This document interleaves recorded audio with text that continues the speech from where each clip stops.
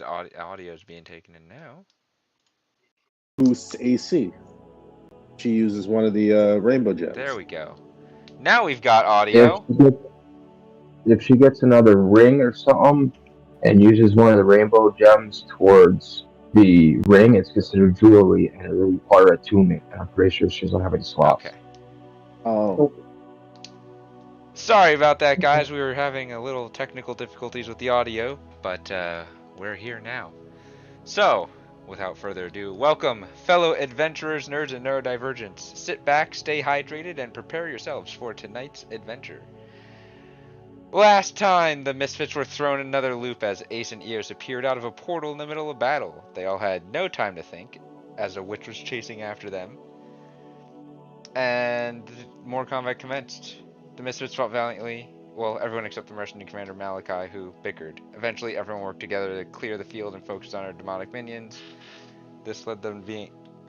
Oop, out. I, I, This is the yep, wrong one. yep, Because yep. we're That's 2 weeks smart. ago. That was 2 weeks ago. I do have the right one because I'm intelligent. I just didn't copy pasta it to the right location. Thank Copy you for pasta. that recap of 2 weeks ago for everyone who had already forgotten. Mm. Would anyone here be included in that everyone that had already forgotten? The baby has a very short memory. Let's try that recap again. After the Misfits reconvened from their intense battle and reeling from the loss of a friend and a growing rivalry between the mercenary commander and Malachi, they all portaled back to the keep. They were briefly debriefed and allowed a meal before a duel of sorts was to be approved. During this time, Ace and Dianus went off to cause shenanigans while drunk. They got caught. After a full meal and an axe measuring contest, Malachi and the mercenary commander Gilrael made their way to the dueling arena. A great duel began and ended with many swings and slashes. In the end, Gilrael gave Malachi his respect, and Malachi came out the victor. Everyone went back to celebrate and search for various odds and ends. Now, they make some last-minute stops, they rest and they relax before the next day's adventure. That is where we are. So, before the night's rest, because we have a couple of things that some of you want to do, what would you like to take care of? Who wants to go first?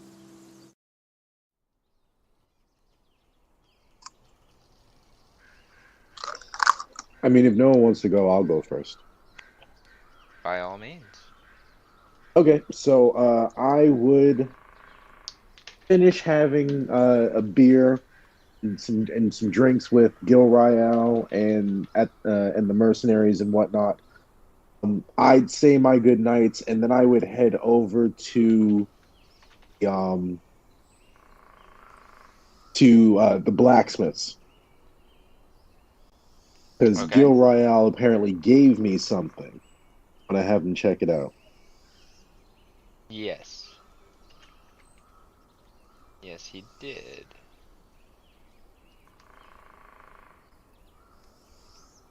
So, you are heading over to the blacksmith's with both your requests and this new item. What are you asking about first? Let's just figure out what's up with this keychain. This is very interesting. 'Cause it looks I like would it's full follow of him. stuff. I'm sorry? I said I would have followed you, by the way. Oh, you're coming? Oh, nice. Yeah. Okay. Okay. Um, there are. I had a couple of blacksmiths there. Um, not anyone that you have. Not Luke or Chi-Chi or Liz. Or Luke or Liz. They're not there. Oh? But you find a blacksmith. Alright. Uh, well, it's a little late. We're just cleaning up some stuff. What can I help you with? Apologies. I'm not sure I've met you before. Are you new here? No, no, I just usually work in the back, but they have the less experienced ones clean up the shop at the end of the night. Enough. That part of your apprentice program? I am no apprentice, and he slams a hammer down on an anvil. Huh. I kind of look at him Well, you wide look eyed, like like you should be. I kind of nudge Penn, like, what are you doing? I wasn't trying to insult him. I was trying to give him a compliment. Like, sorry. That he's an It just apprentice? he looks like an apprentice. Sorry. Penn. I kind of like He pulls a try to hot like back poker it. out of the forge and points it at you, Pen, like 2 inches from your face. What was that, boy? I'm older than your grandma. Apologies, Age apologies. doesn't. And I kind of put a hand right I'm. over Penn's mouth so that he doesn't talk. That's what I thought. Listen to your friend here. He's got some sense. Apologies, sir. What race is this guy? So he is this little gray-haired, elder-looking gnome. Okay. So I look at him respectfully. Apologies, sir. No disrespect at all. My friend just, the first thing on his mind. It's no offense to you at all. And I take off the keychain on my hip. And Aha! I look at him. I say, I I don't know if recognize you. this keychain. Oh, You must Jesus. have bested Gilrael in battle. Huh. And I kind of look a little smug, just like, we had a good fight. Good fight. I'm surprised you still have your head. Oh. It took some doing, and I nearly lost it, but yeah, I won this, and it looks like there are little tiny toy weapons on here, Oh, they're no toys there, son. They're weapons. but they're so tiny. Take one off. I mean, what do we got here? I can't even really tell. Can you help me out here? I'm gonna take off the one in the middle. Just gonna pluck it off a little bit, and then what happens? It extends into a great club. You are holding a great club. Huh. And I kind of lay it down on the table, and You notice I that start. there's the hook that it was on also enlarged with it at the end of it. Interesting. So weapons removed from the keychain enlarge immediately for use. And then I do the same thing to the other two weapons, and I put them on the countertop. Okay. As you do so, you also get a scythe, like a sickle with a long handle. So Hmm. it's more scythe-like, and you also get a maul, like a not a maul, more like a warhammer. Interesting. I look at I apologize, sir. I didn't get your name. Mm. Just keep calling me sir. I like it. Fair enough. I don't get any respect around here. Those youngins outshined me, and he kind of kicks some of the forge dust. Understood. Yeah. No, don't want to deal with those youngins. You think you could tell me anything about these weapons? Are they magical? Are they good? I know Gilrael was using them, but we fought with axes.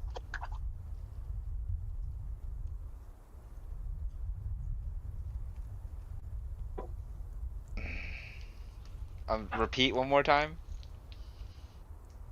Oh, just trying to figure out if you can tell me anything about these weapons. Are they magical or Oh no, just your no, those are standard? just collections of the people that have tried to challenge Gilrael. He's taken Oh, souvenirs for those that have survived. interesting. Are these weapons of any worth? I mean, they've had some minor things done to them, but they're not anything of a legend. And he eyes up your weapons, not like those there on your back. Well, yeah, no. These things are pretty damn special. I put a hand on Sandra. I put my right hand on Sandra, my left hand on Donna. These things cut. Sure. Now, the keyring works. You can clip one of the other hooks there to a weapon, and it will miniaturize, and you can clip it to the keyring. Okay. But I have to attune to it first, correct? If by that you mean you have to spend some time studying it, yes. Yeah, no, that's what we call attunement from. But yes, I gotta do the study thing. Um, So interesting. if you were to put that clip on your weapon and then attach it to the keys, it becomes part of the keys. Yes. Well, That oh wow, that's pretty cool. it's a key ring, it's basically storage, which is very Be useful. careful though. Like a normal keyring, if there are a good number of objects on it, it jingles and jangles. Yeah, no, no, no. I don't wanna have too much. And again, as nice as these weapons are, you kind of don't hold a candle to my own. Um, my only real concern here is that I would have to unattune one of my weapons in order to use this thing But if you competently. unattune to one of your axes and attach it to the key ring and attune to the key ring, then you would be attuned to your axe again. Yes? That is not how the keyring works. They are all technically still separate items. We haven't been able to figure out the magic to have the attunement flow through one item to another. Hmm. Very interesting. Well, Hmm. duly noted. Either way, I want to be jingling if I'm going to be using this thing. And if I am going to be using this thing, then that's going to take up 3 slots automatically. Means two of these weapons have to go. And I'm going to look at Penn. I'm going to ask him, you make use of any of these weapons? Uh, I mean, I could, but I don't. I can't attune. I can't. I They're can't. regular I don't weapons. have. They don't require attunement unless you upgrade them. Well, I have both of my staffs, and I pull out the little mortar and I turn it into a staff, or the pestle. Sorry. Hmm? Yes, yes. But I got both of these. We could Oh. take these off your hand for you. Um. Not your What would you do? not those staves over there. I'm talking to the big guy here. And I kind of lean on the table. What do you give me for them? It depends. You're not only here to get a weapon appraised, are you? Oh, no, no, no. That's just the top, the crest of it all. And then I tap on my own armor. I need this to be a bit more robust. So I was looking You want us to to. strengthen it for you? I mean, if you, That's some nice work there. I mean, it is nice. It's gotten me through a lot of scrapes, but I feel like it could be better. I'm wondering if perhaps you can strengthen it. Perhaps maybe even throw some resistance abilities in on it because again, Vein is a big mother, man. Yes, I have seen the white dragon. We It's could not just probably one. Ooh, sorry, go ahead. We could probably up its effectiveness a little bit. Do Any you? little bit helps. We could also maybe, I don't know. You wanna be able to not be frozen solid. That would be nice. All right, okay. You offering up this keyring with these weapons? Well, the whole keyring? I don't know. What do you do? What do you do for me if I give you the scythe and the maul The scythe and the warhammer. So you want to keep and the the warhammer? great club? Actually, no. You know what? Give them all three weapons, but I want So to keep the the three keyring. weapons, but you keep the keyring. Yes. Ah, that's a bit of a disappointment. But I mean, again, tell me what you need because if you're digging this keyring, I get it, but you got to sweeten the pot a little bit for me. well, Throw in an extra resistance. a job like this, I can't do that. Mhm. I can't do that. What I can do is I could make it a little cheaper for you. It's always nice I to do have a save bunch some of money. precious gems if you're interested in gems too. Turn around and look at Penn. Yeah, He is our bank. You know, always trust the there's a whole Dragonborn. reach into the bag of holding and pull out a handful of precious gems. Actually,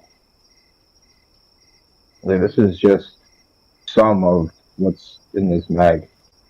There's So like I don't know, probably normally, 15 more pounds for this. normally, for something of what you're looking for, it would cost about 7,000 gold. I'll do it for 5,500 gold if you throw in the weapons. So we're talking strengthening. We're talking resistances, and for 5,500 and the keychain with the weapons.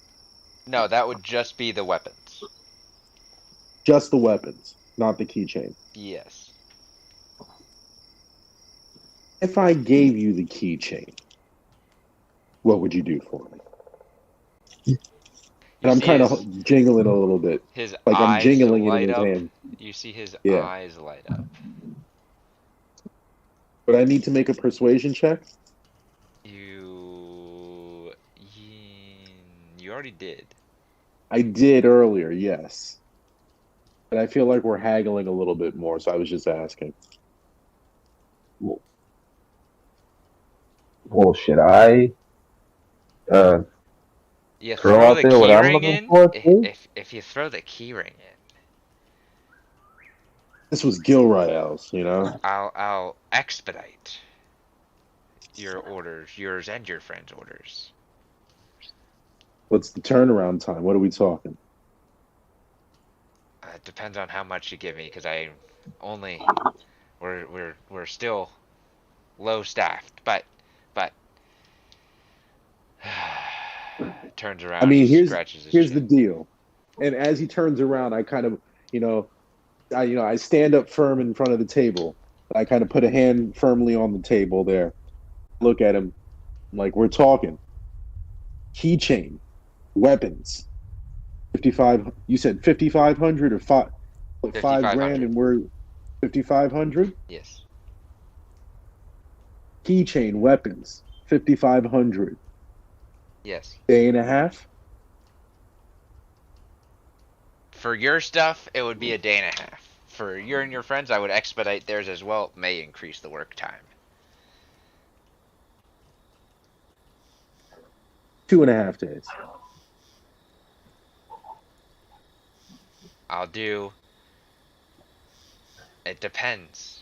I can get your stuff done in like a I'm day.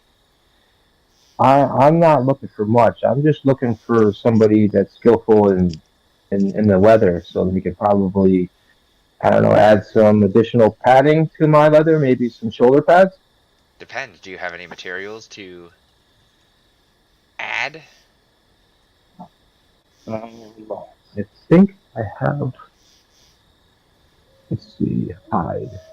Do you have any hide?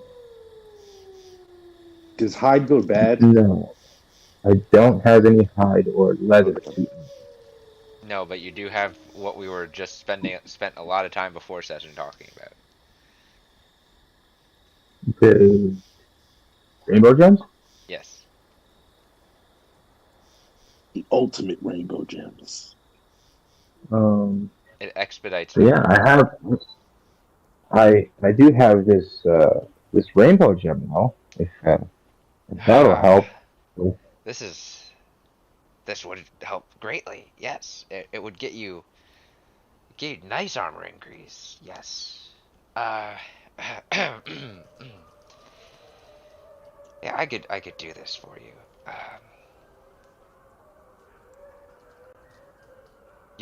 If your friend here gives me his keyring and these weapons, I will do these upgrades expedited for a total of 2,500 gold. And any other upgrades you guys bring by will be at a heavily discounted price. I look at Penn and I kind of nod.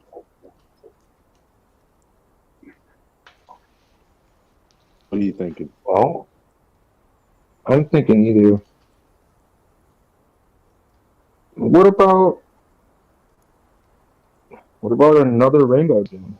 What about two rainbow gems instead of a rainbow gem? 2,500 So you and the want to keyring. sell him you want to trade him another rainbow gem?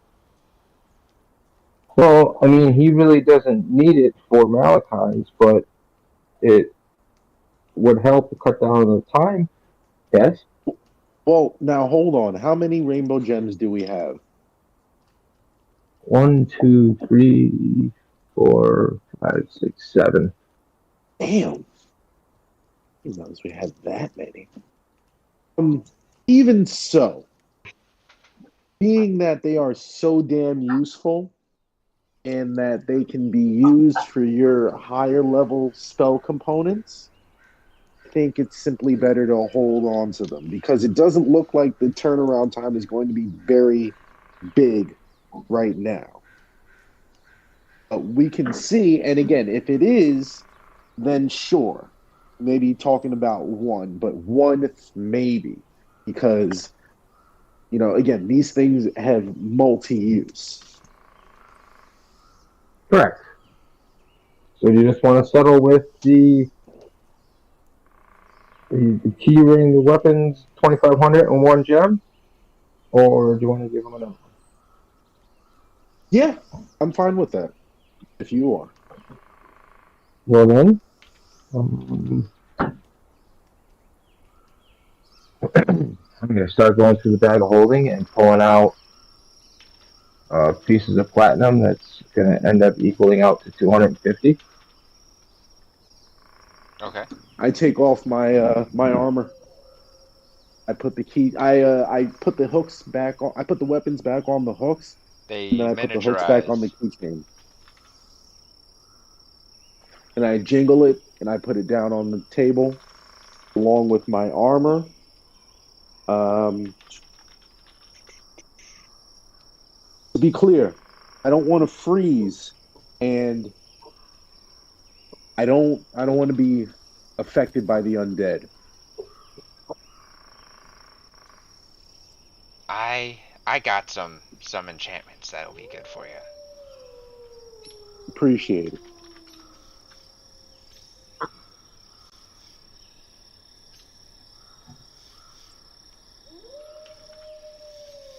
I take after I get done handing over the platinum, I take my armor off as well and Okay. hand it to him. Like I said, I'm just looking for just a little bit more protection, just some added padding, and maybe if we can add shoulder pads on, that'd be cool. Okay.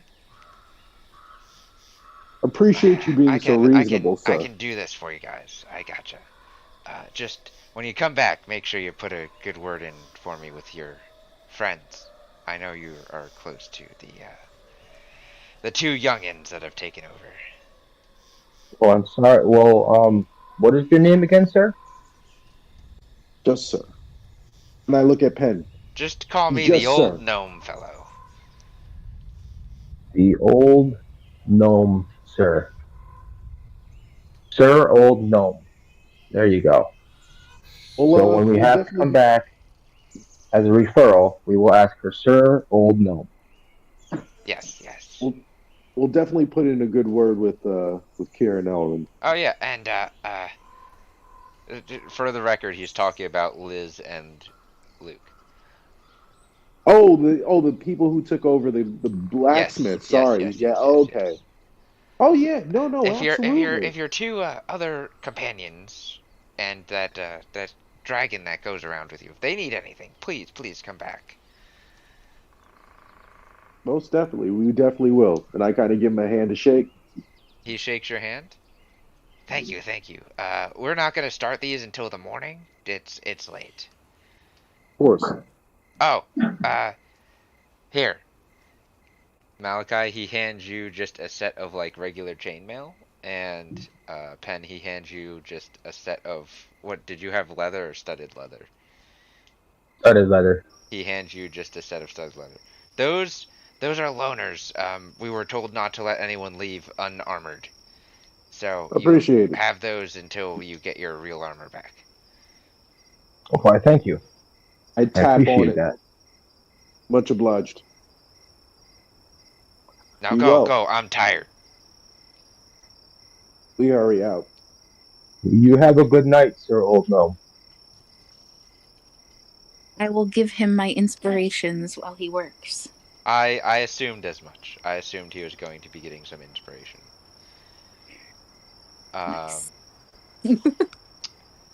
while they are both doing that, Ace and Dianus, are you either of you doing anything after dinner, or are you just going right to your quarters that you have been granted?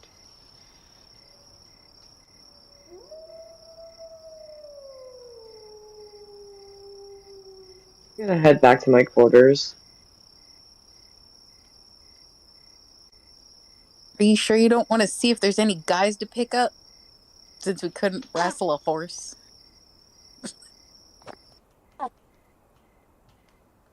Yeah, kind of tired after that. True. That takes a lot of effort. All right. Yes, because getting drunk and then getting sober again is never fun.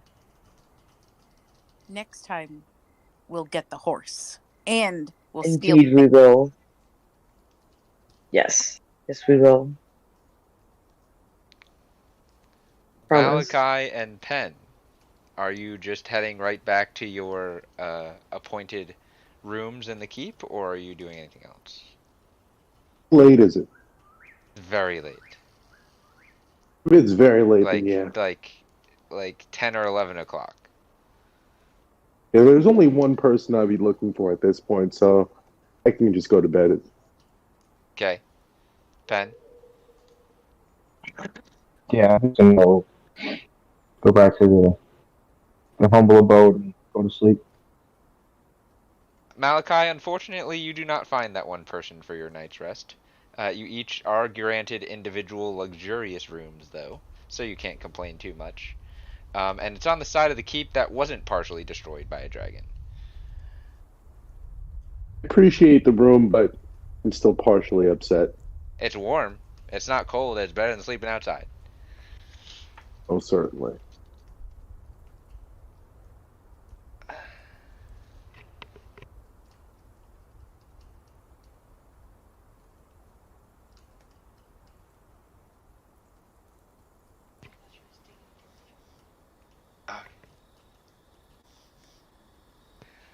I need each of you to roll a wisdom save for me.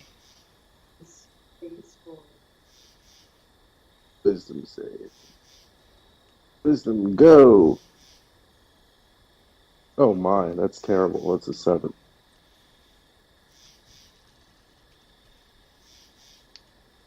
Mm-hmm. Mm-hmm.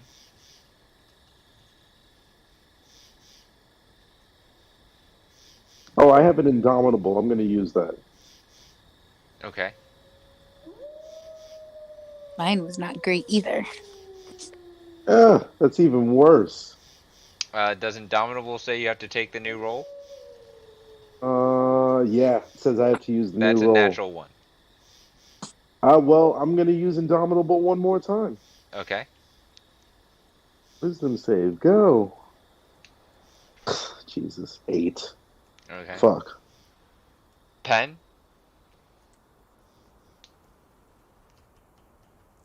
Thundercats are not rolling well tonight. Mm. Goblin God, help us. 19. Help. Okay. Dianus?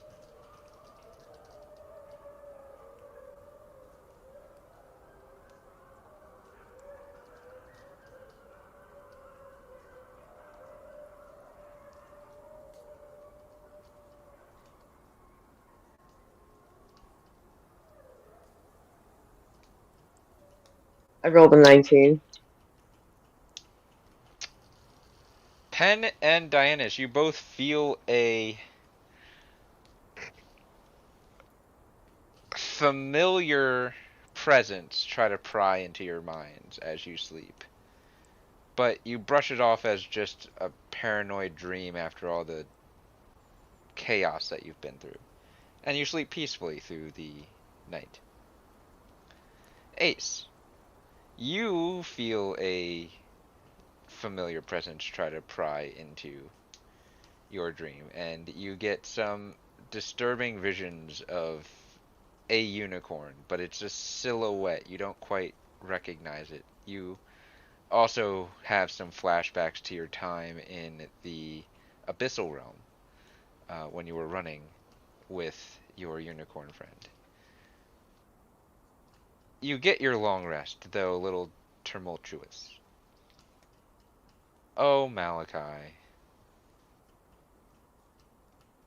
You you have tortured visions of a witch and of a unicorn and of demons, and you try not to focus on them throughout your sleep, tossing and turning, but eventually you find yourself running through the forest, running away from hellhounds and flying fiends, and you hear the witch behind you saying that she's going to get you. That you're next, that all your friends have been scattered and are dead, and you run to the keep, and you keep running down the path, and you get to the gate, and then you hear in your in your head, "That's where you guys went. This wretched unicorn wouldn't give you up before he got away, but now I know where you are." And that's it. The sun rises on this peaceful morning in the forest, and you all wake up to breakfast waiting at your doors.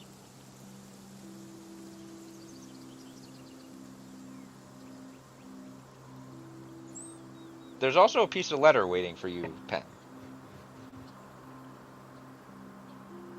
Can we click the long rest button? Yes, you all get your long rests. Okay. I'm still shaking as I open my door. So I'm gonna get out of bed and I'm gonna. You said it's outside the door. Yeah, so all of you have breakfast waiting for you outside the door.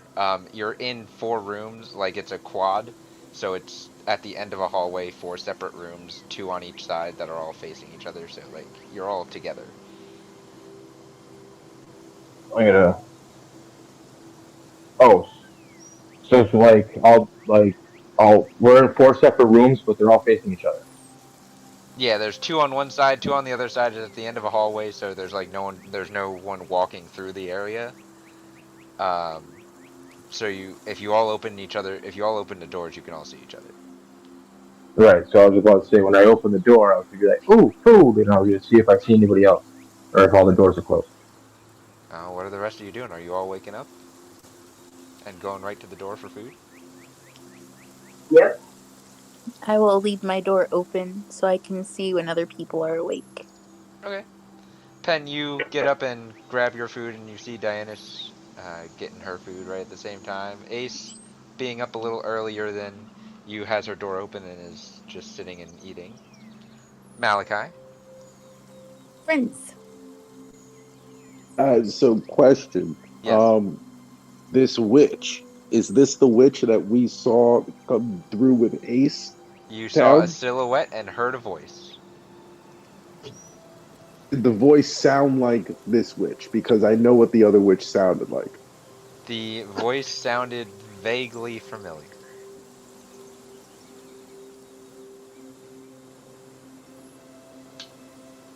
I'm just asking because I feel like since it's been so close by, if it was this same witch that I just heard on our last skirmish, I feel like I might be able to say, "Oh, it's her."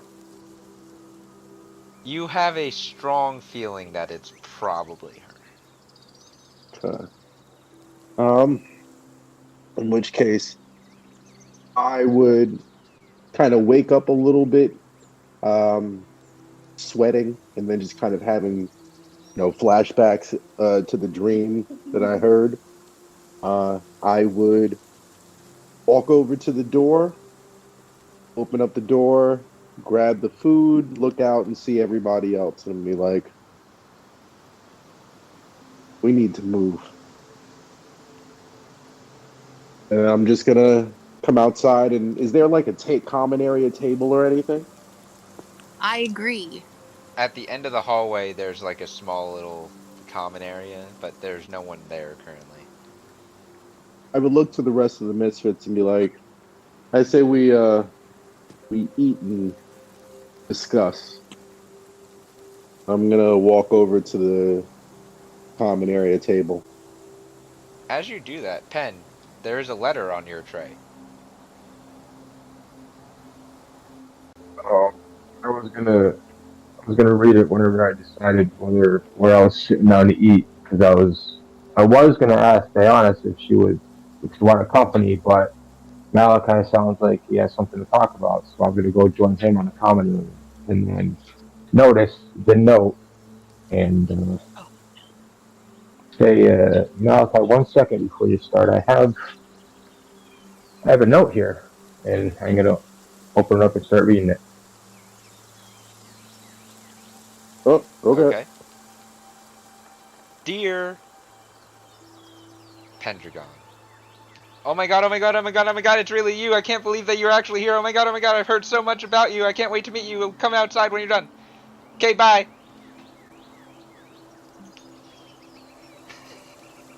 Uh,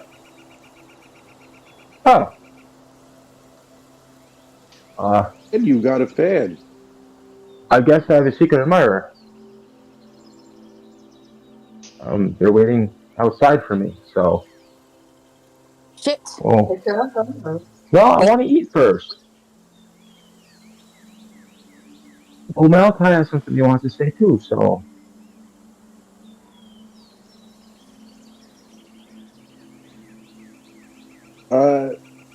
Are we all sitting at the table at this point?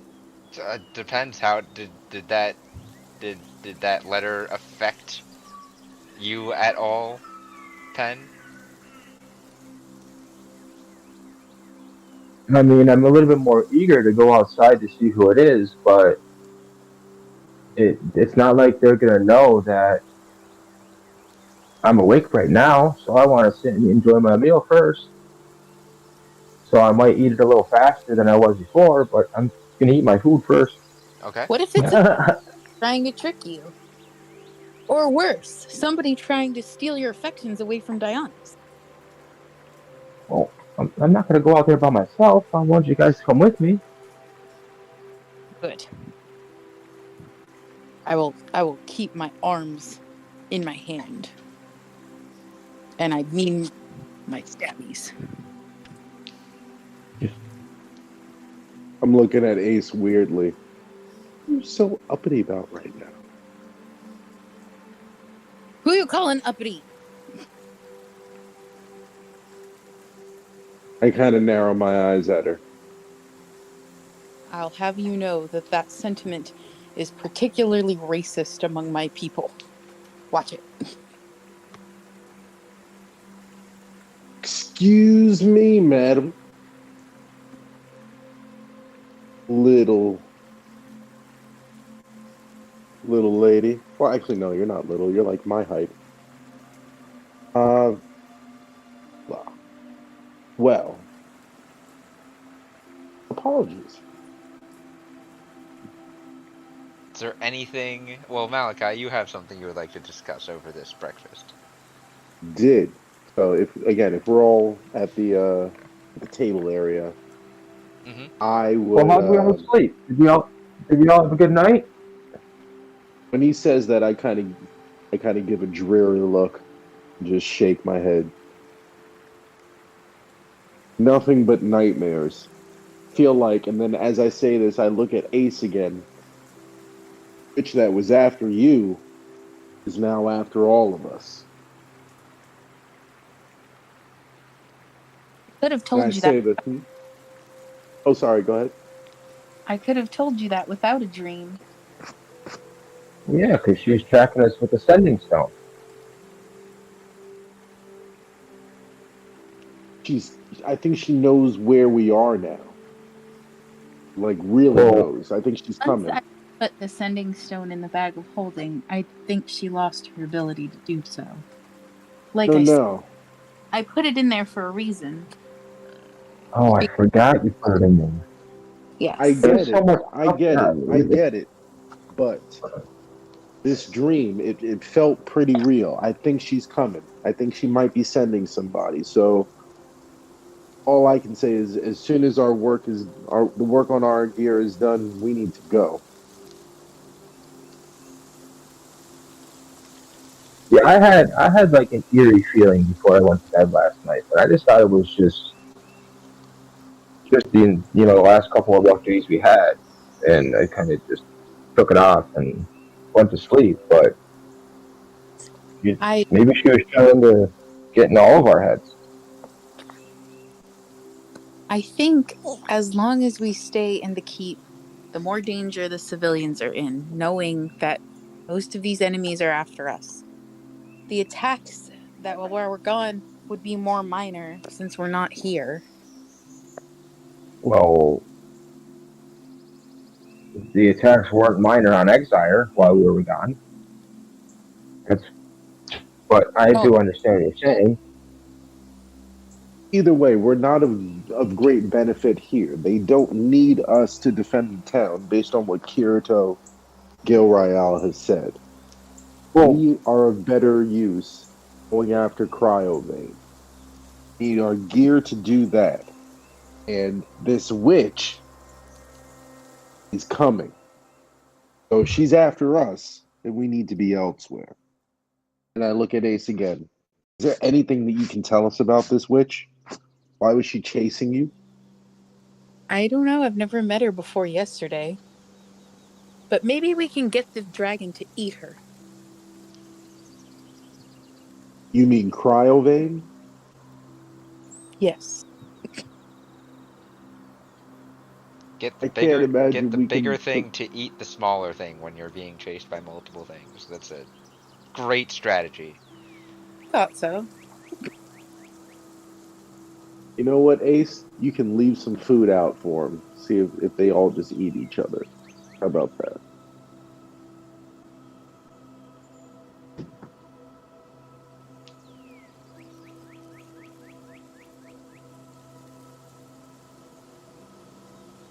Anything else that you're discussing over this breakfast? That was my thing.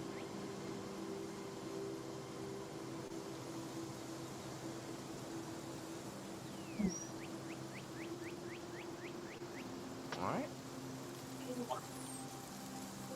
You all finish up, and then I guess Pen, you're leading the way since you're the one that got a secret letter.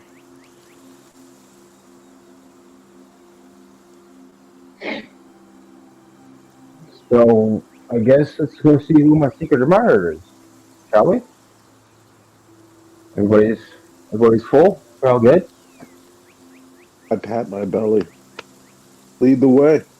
Dianus, there was a plate for Draco as well. He enjoyed his. All right, Pen, you lead your group out of the keep down the stairs. See nothing out of the ordinary. Nothing. There seems to be a lot of mercenaries, especially, just looking at you right now, though.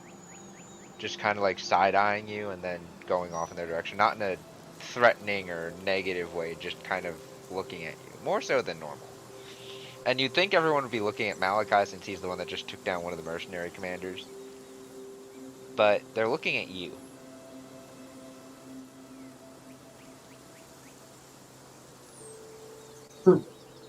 Anybody notice that I'm a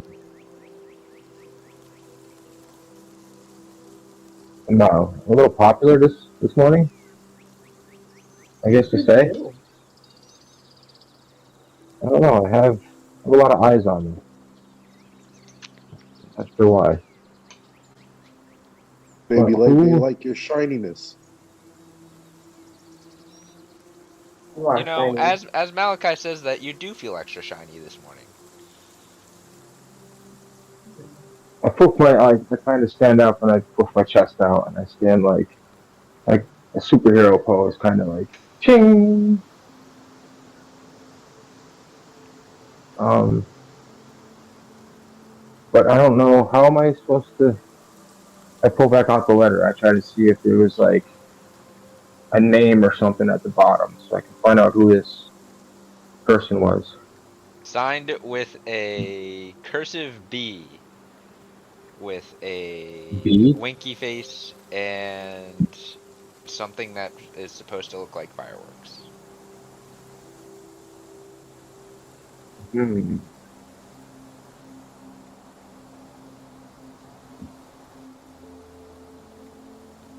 B wink. B wink. Explosion. B wink. Hmm.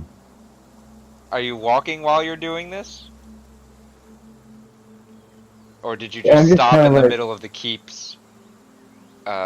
No, I'm still as I came out of the front, I looked around to try to see if, Alright. and then I Well, you're started to still notice in the keep, so you everybody. came across all the way down the hall, down the center stairs, and then now you're making your way outside. Oh, oh, this is everybody in the keep that's staring at me. Yes, not outside. Oh, oh, oh. No, I'm gonna continue walking towards the door as I'm Okay. looking at the You note. open the door. I am following, just so we're aware.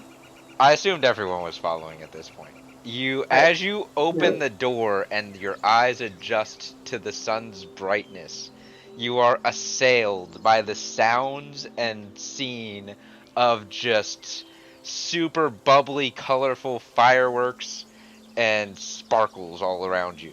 Localized, they're not like huge fireworks. It's just all around you, and then all of a sudden you're just tackle hugged by this creature that's about a foot-ish smaller than you.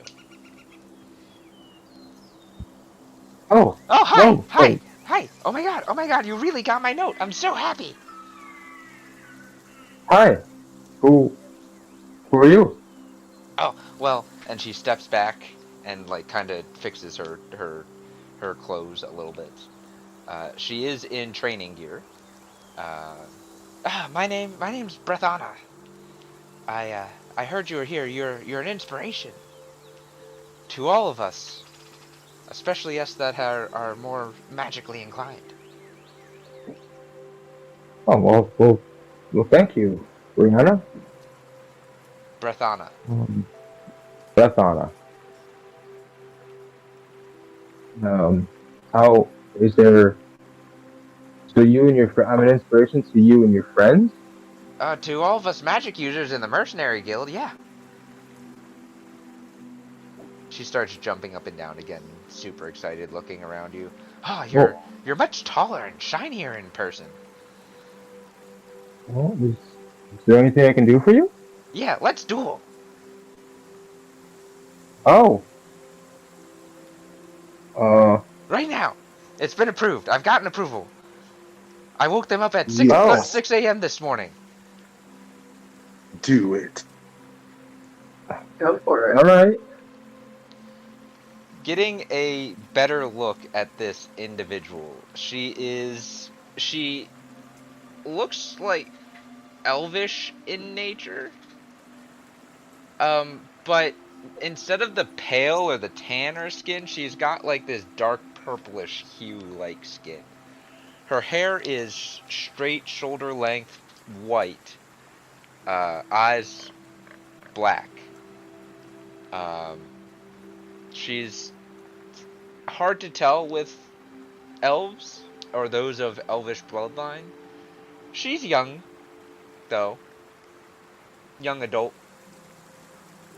Oh, I'm 18 myself, so. She grabs your hand and starts pulling you towards the dueling arena, which you see has already been set up. Oh, all right. Shall we skip?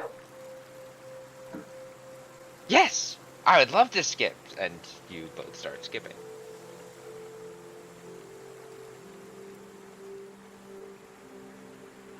I'm just looking in quiet surprise. Is anybody else saying anything or doing I'm anything? just scratching my head. What was that? Are you sure she's not an assassin? I'm just scratching my head, wondering what's going on. It could be a trap. It's not a It trap. could be. She wouldn't have been allowed in here if this was a trap. I think we're good. She's Point just of a somebody. Malachi. They don't know it's a trap. I kind of try and put hands up like reassuringly. It's fine. We'll all be fine. This is gonna be good for Penn.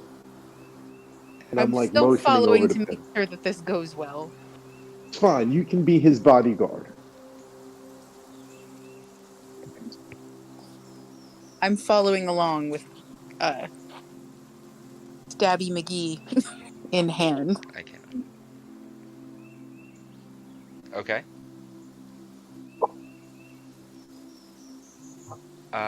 At this point,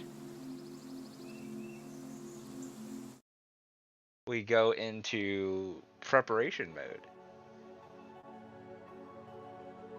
So, as last time, Pen, you can have your friends cast 3 or give you or assist you with 3 things.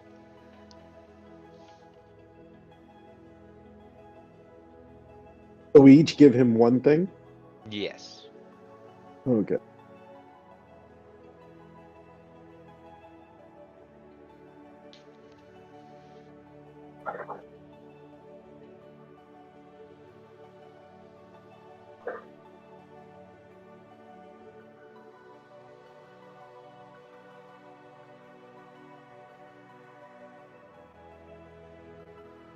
Up to you all. I have no requests.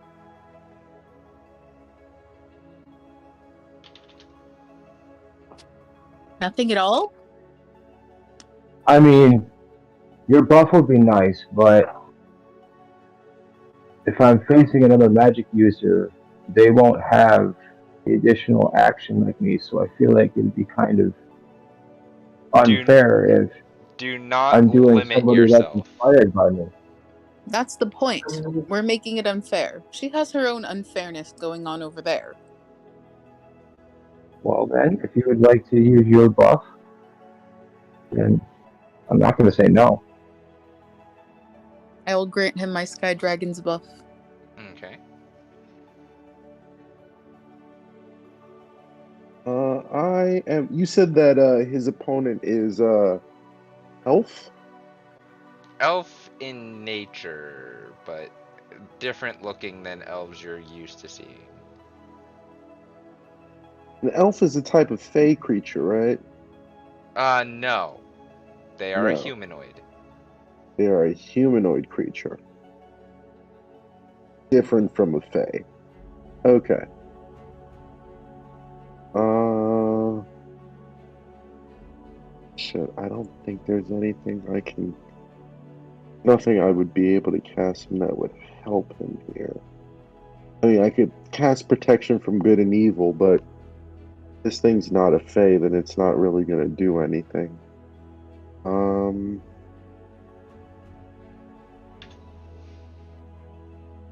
You could possibly grant him some of your luck. can I?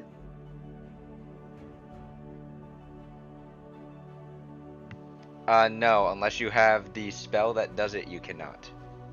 Okay. In that case, I will give him a potion of greater healing, Okay. and you can use that And as a bonus action. On yourself, yes. alright, I'm gonna give him my cloak of Elvenkind. Isn't that attunement? Oh shit, yeah it is. Never mind. Mm. Arr. Hmm. Yeah, Cloak of Elvenkind attunement. This does. Hmm.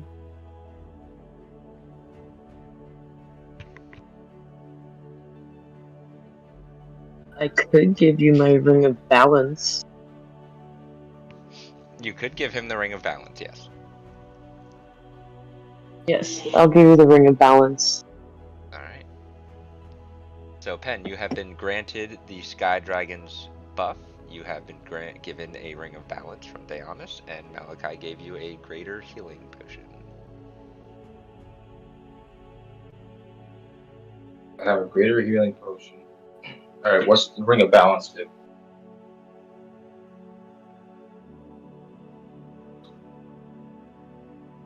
If you can put it in your inventory because it's an actual item. You gain advantage on all dexterity saving throws. Ooh.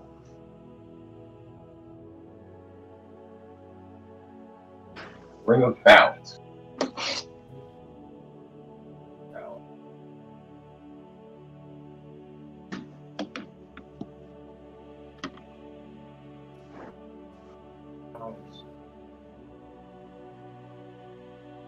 That's limited.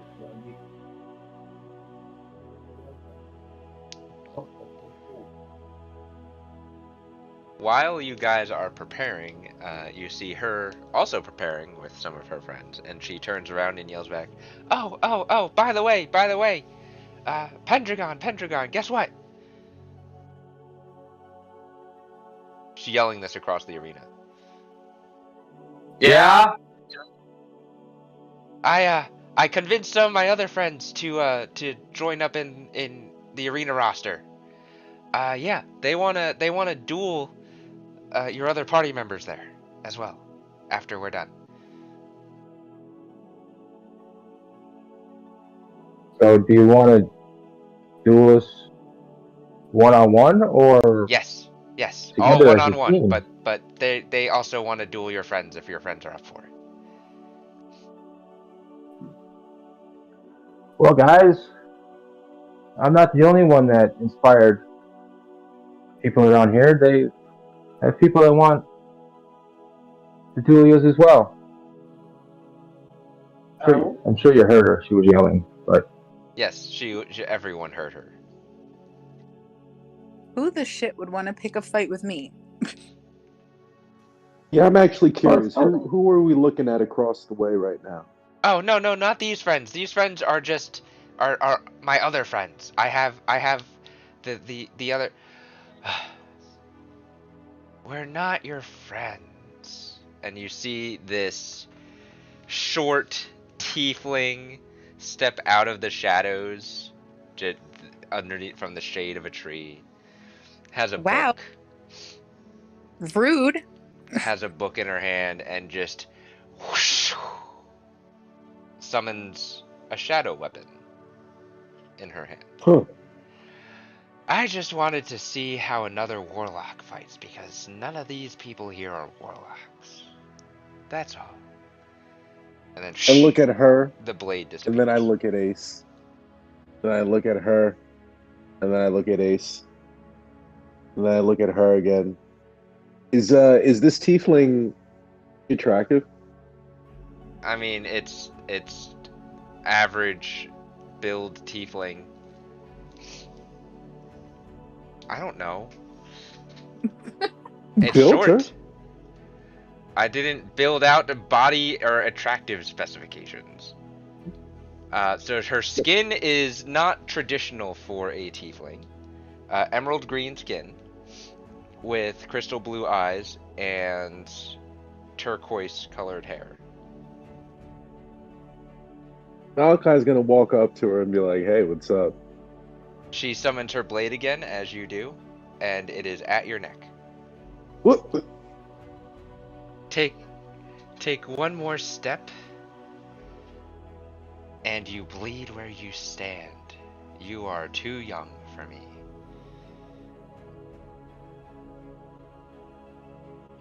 I've heard that before, but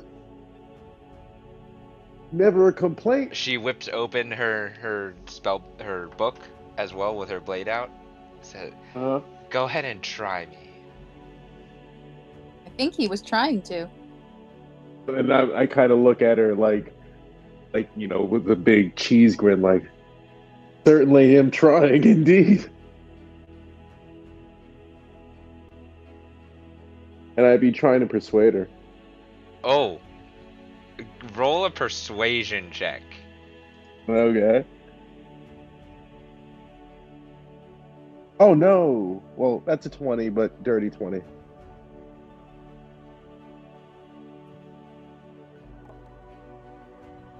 That's a 13.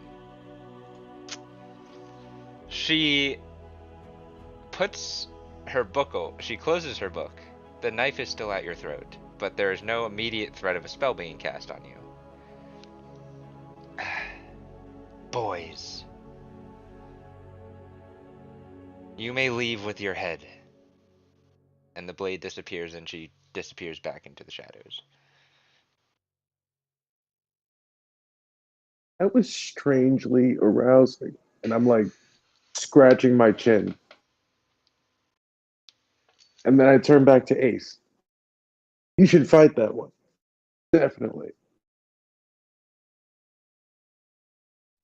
She may prefer to fight you.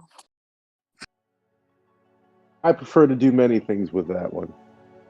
Fight! You see You a must. shadow in the tree branches just appear. Just yell down to you.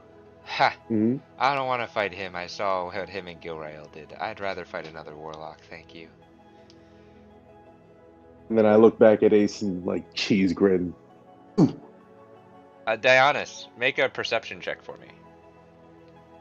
Okie dokie.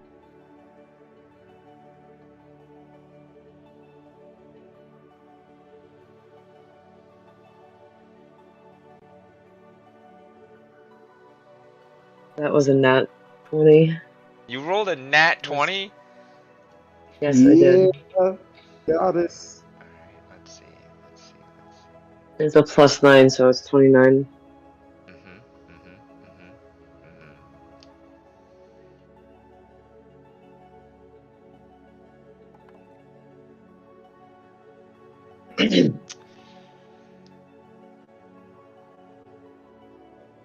Out of nowhere, a dagger flies by your face. It doesn't scratch or hit, it just lands in front of you and then vanishes. The hell? Looks like the sharpshooter's not as sharp as I thought she'd be. Ooh. I'm gonna kind of look at her sideways and be like, I just woke up and had breakfast. This What? this female human is standing on the dragon fountain, and just has a regular cloak on. Pulls her cloak hood down. It's like, was the fireworks so too distracting, kitty cat? No, you basic human. They weren't. We'll have to see about that. I guess we shall. She puts her cloak back up and almost seems to vanish in thin air. Oh, we got copycat, do we? Let's see. No, it's more like you still have some eye crusties in your eyes, and she's moved a little too quickly for you this early in the morning. Yeah, I was pretty hammered last night. With preparations made and threats also made. Challenges issued. We are going to take an early break. Go ahead, Penn. I'm gonna have the pestle already in the quarter stack. So Yep. I'm gonna already have be dual wielding, so I'll be at 16 AC instead of 15. Okay. Malachi's expression is in the chat. Yes, I did see that. We are going to take a slightly early break now before the duel commences between Brethana and Pendragon. When we come back, we will commence the duel and see who is the better spellcaster. Stay tuned, everybody, because I'm sure it will be just as thrilling as it was with Malachi Gilrael. It's going to be more thrilling. This is magic time.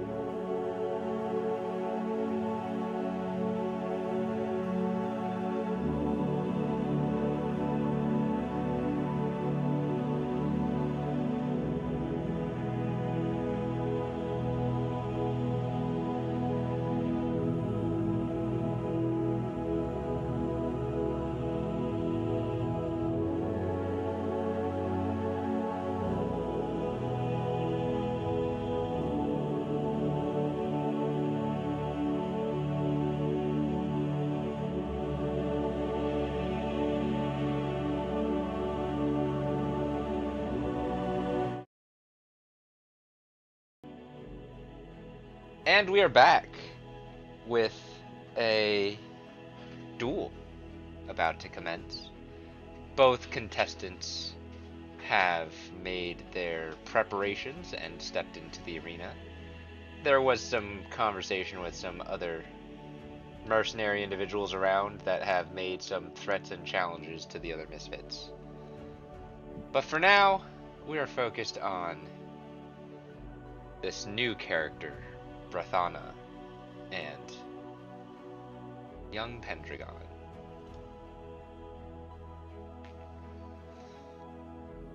Before... Go ahead. Sorry. I'm going to start preparing a poison to add to my weapon. Okay. You can do that. Before this battle commences, you see a mercenary gentleman stand up and dressed in nicer clothes. Well, we'll be taking some bets now on this official duel, so anyone who would like to place their bets, come see me.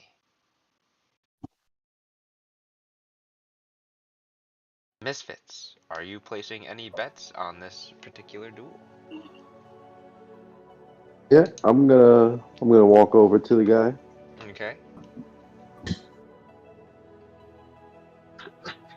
I am going to. I'm gonna bet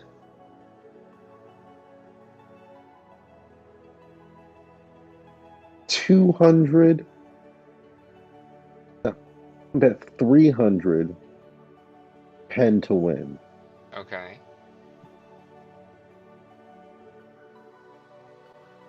Is that it? Yeah. 300 on Yeah. bet? Okay. 300 on Pen. I'll put 50 on the other one to win.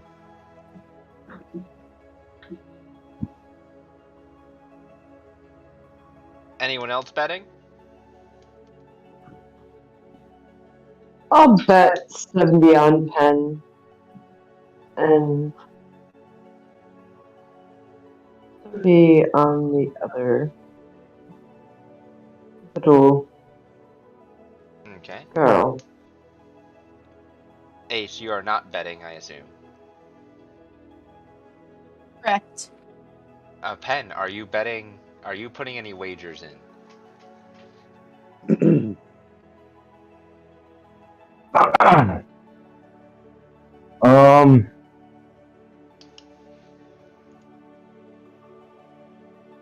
I'm just gonna split it down down the middle with the 100 gold I got. I'm gonna put 50 on myself and 50 on her.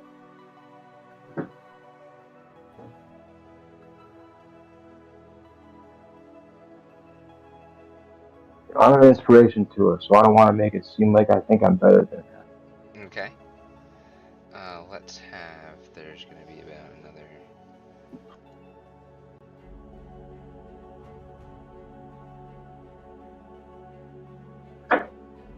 Okay. Now, let's go to.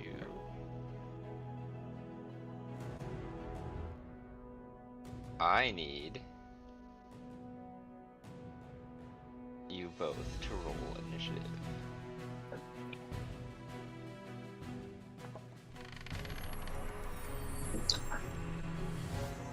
That's a natural 20 on initiative.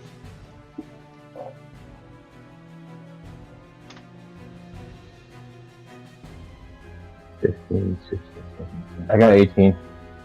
Oh wow, that's actually what the auto roller put you at, 18. You do get to add a D4. Okay. D4. You're still going second, but So then that's a 20. okay.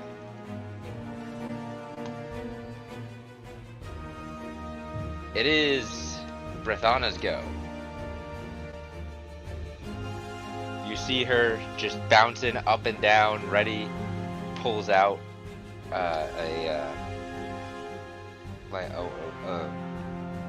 she clutches her wooden necklace thing on her, around her neck. Ah, this is so exciting, I can't wait.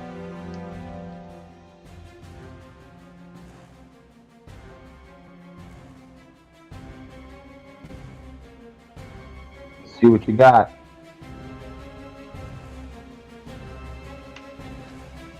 See how much inspiration I am.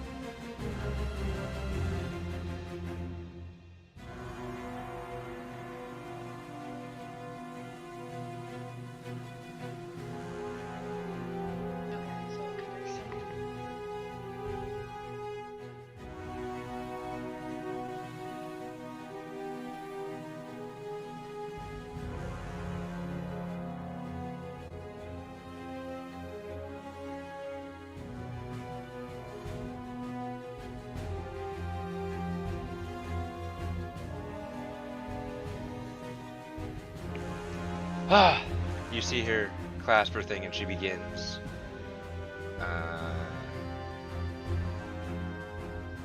saying something as she is pulling out materials, and a creature appears.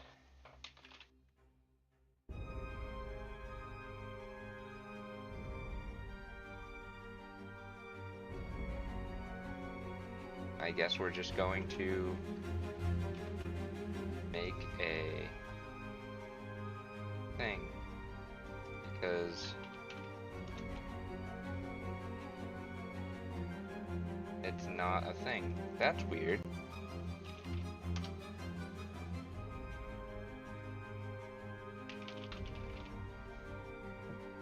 We'll just, it's not a Drake companion, I promise.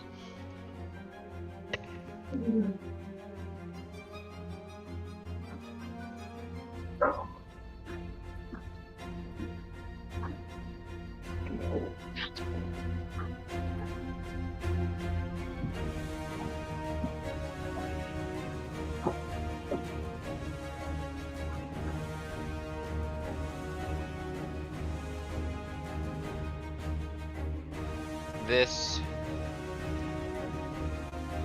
thing of nature just shimmering appears in front of you. And it is there.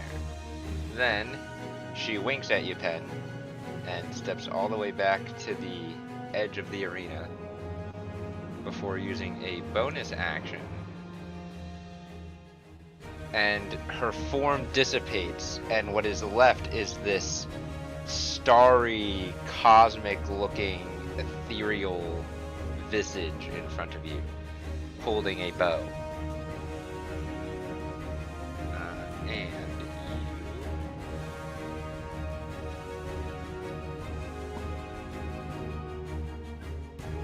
And let's see, you make an attack. So let's roll. That's a 27 to hit. That hits. You take 9 points of radiant damage.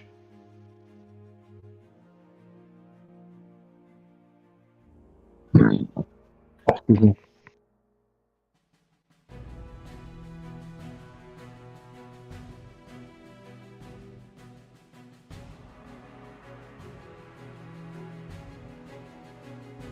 And then do that. You take an additional 9 points of poison damage.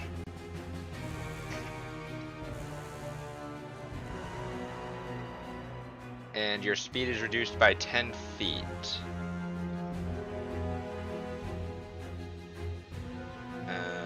Around you. What was that total damage? So it was a total of 18. 9 points of radiant, 9 points of poison. Around you, there are brambles that appear.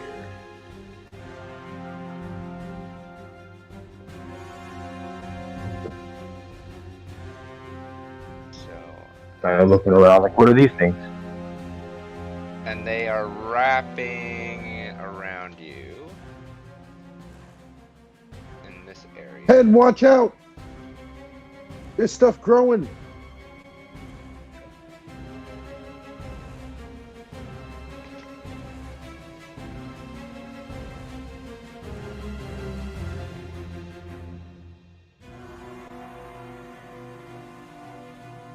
Let's see what you got now.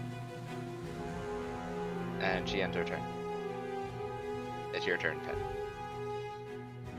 So, am I stuck in place, or You're... am I entangled? You are not entangled. It is... different. I read that. So the brambles aren't coming out of the ground, they're just wrapped around you.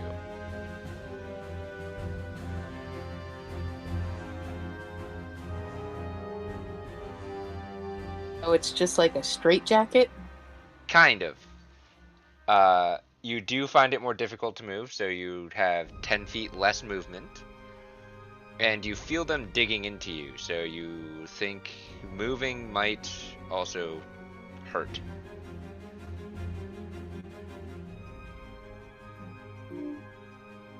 You may be able to remove them, but you're not sure. I think if I stay here, they might dig in more, and they might hurt more. So, I am going to activate my gem flight, Okay. because that doesn't require an action or nothing. And I'm going to lift, like, try to get up off the ground, like, even if it hurts to rip them out of my legs. I'm going to get off of this area. Okay. So I'm going to go about... The brambles are coming out of where the arrow struck you. They are on your person, they are not on the ground. Oh. So well, as you fly up, they really... wrap around your wings as well, slowing your fly speed. How high up do you go? I'm just going to be like hovering, just maybe about 5 feet above the ground. You take an additional 4 points of slashing damage as you move and the brambles dig into your skin.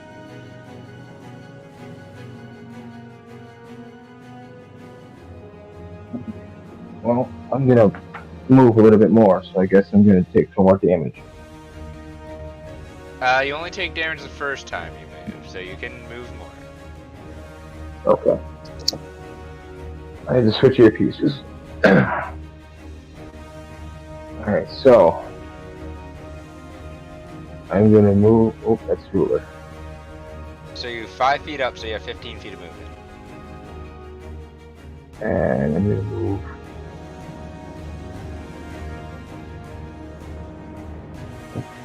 Five...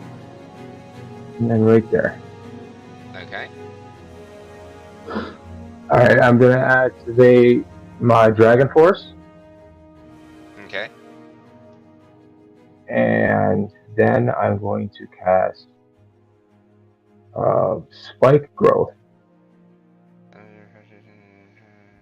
Okay, so you cast Spike Growth, which is...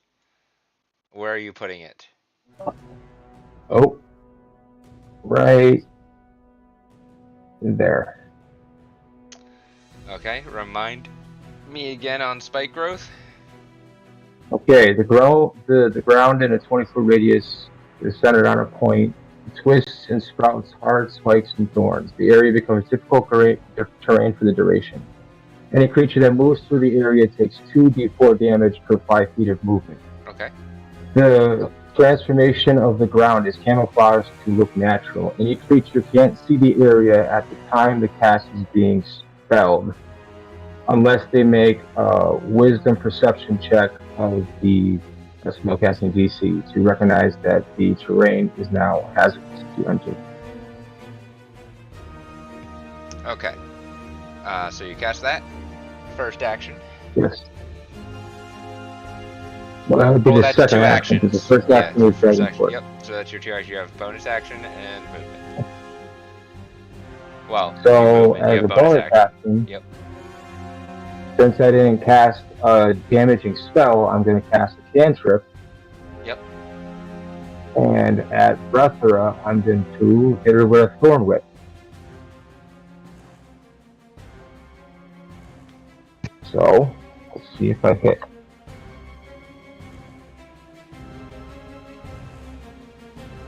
Hmm. 17? Is that with the plus D4 that you have?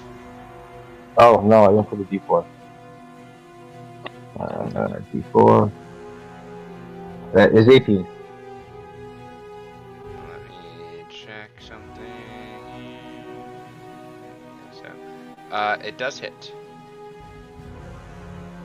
Okay, so then that does 2d4 piercing plus the dragon force, which is 3d6 force, if I'm correct. The dragon force, the 3d6. Alright, so. Thorn Whip's 4d6. So 4d6 piercing, Well, which is. what level? You're level 18, so yeah. Damage increases as your level does. Right, so that's 4d6 piercing for the Thorn Whip, which is 16, and then the 3d6 force damage because of the dragon force. Yep.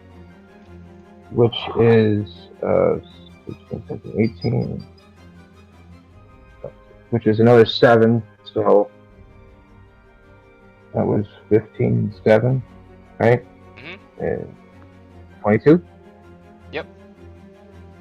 And with Thorn Whip, any creature large or smaller gets pulled 5 feet closer to me. Okay. And that means it's what?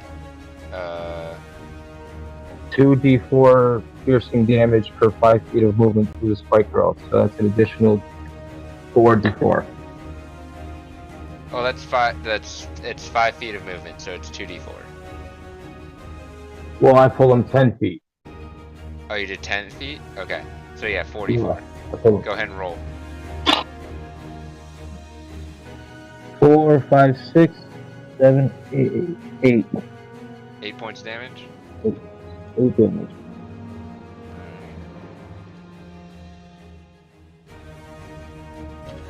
Is that all you're doing? That's well, I'll use the rest of my movement to Well, you only have 20 feet of movement. Yeah, I'm just gonna back up 10 more feet. You used 5 feet to get in the air, and you used 15 feet to get over here. Yep, and then I'm just gonna back up 10 feet. You don't have 30 feet, you have 20 feet. Alright, well then... The brambles are reducing your movement. Well then to the edge of the spike growth. So then just back a little bit. I'm done. So we'll do its turn next. It is this Fey creature's turn.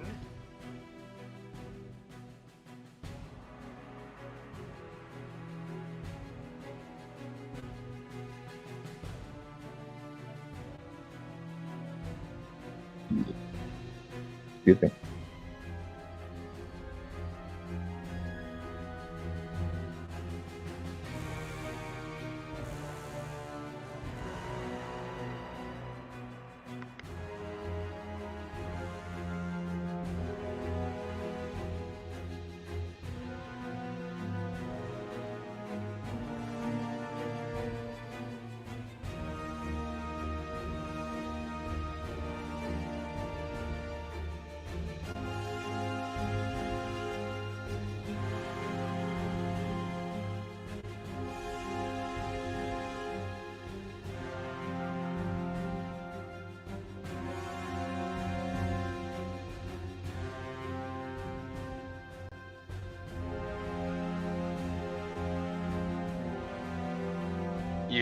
You see this Fey creature just vanish from your sight for a second.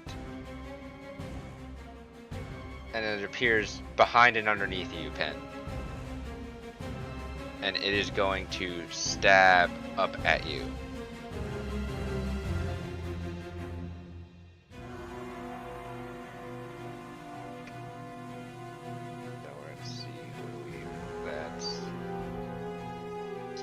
11 plus 10. That's a 21 to hit.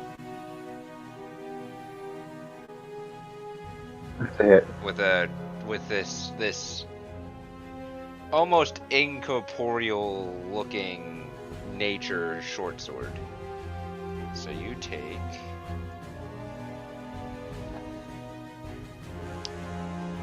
4 points for 7 points of piercing damage plus 3 points or 4 points of force damage. So 11 points total of damage from this creature. And let's roll because it has advantage on that. So let me just roll another d20 to see what it is. Yeah, it's the same thing. So it doesn't matter. And that's all it's gonna do. It was technically supposed to go right after Breath on it, but I forgot. Now we go to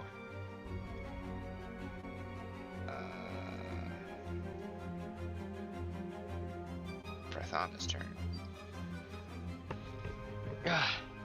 These vines, these spikes are a little itchy.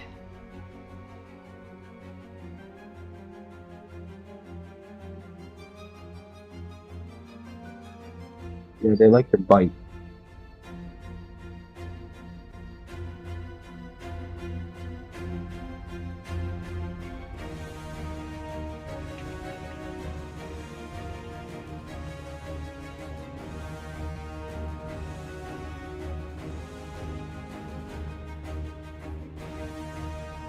So, DM question. Yes. With spike growth, when they pass through it, does it only reveal the areas that they walk through that they see the spikes now, or does it reveal the whole? If they see the area that you cast it, if they're watching you cast it, they know where the area is. Oh, okay. You see her standing there in her starry form. She sets her bow to her side and begins casting something as her starry cosmic hand lights up with a radiant light. A 23 hits you.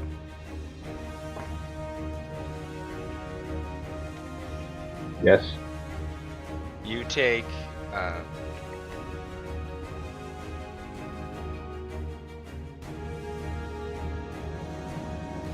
you take 26 points of radiant damage, and you now give off a soft radiant glow.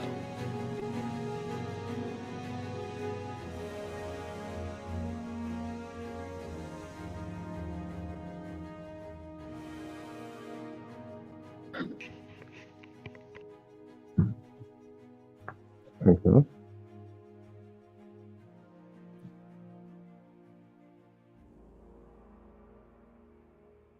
She begins to draw her bow back up and says, "Ugh, at least I don't have to move to hit you."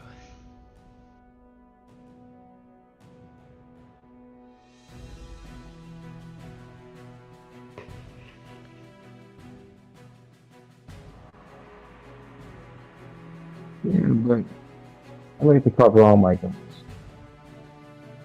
She pulls back her arrow and releases it. And as she does,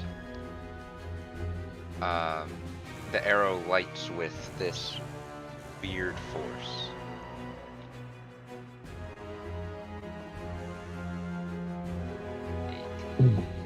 So 28.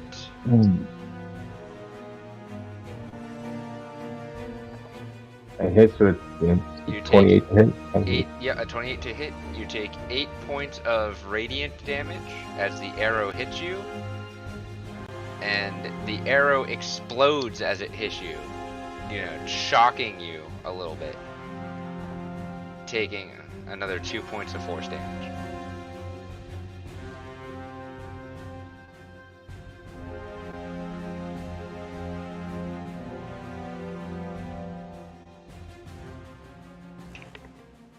Okay. I should have used my reaction before, but I forgot.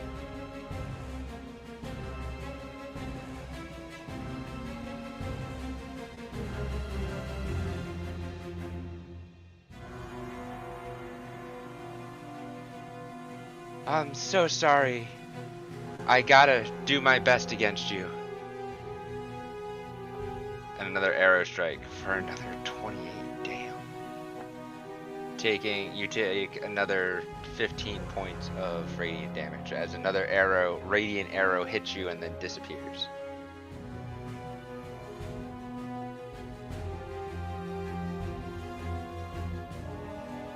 I think that's all I can do this round. Let's see what you got. It's this fey creature's turn.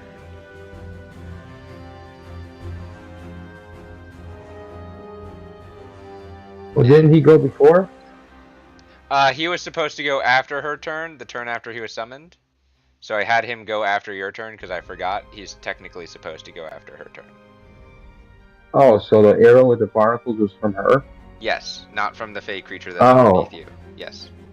Oh, okay. He just has, this little fey creature just has a nature-covered short sword that he's poking you with. So we're gonna do, does it have, okay, so no, it's just one. 8 plus 10, that's an 18. That hits. So you take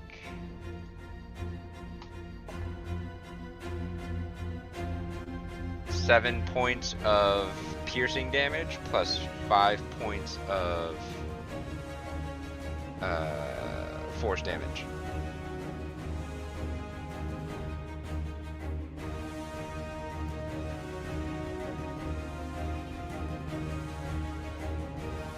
And that's your turn.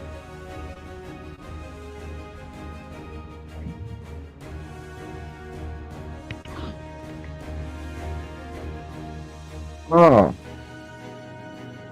Sneaky, sneaky, huh? You want to sneak up? Alright. For my first action, I'm going to activate the Steel Dragon's buff. Okay. And then I'm going to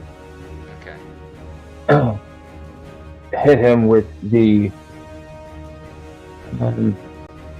self-healing staff. Oh, the one underneath you. Yeah, the fey creature. Okay.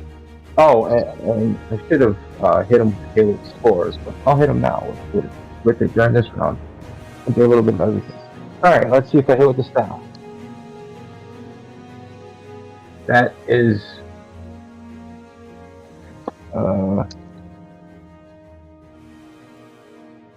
14? Is that with the plus D4? Yep. That misses. The brambles tying up your arms a little bit, causing you to miss your hit.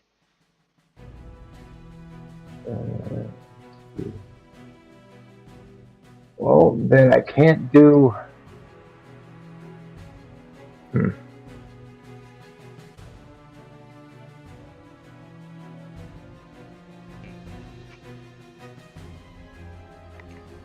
Alright, well then, I missed with that, so I can't hit him with the... Well, I can't hit him with the pestle because I didn't hit with the first one.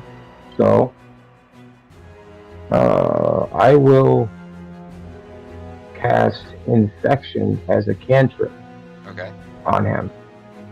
On the little fey creature? Yes, with a concentration check of 20.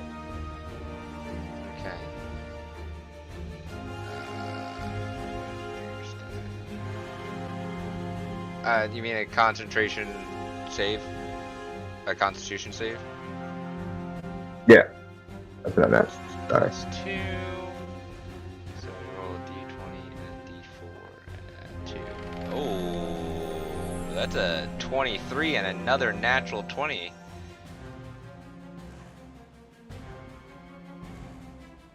I'd call that a success.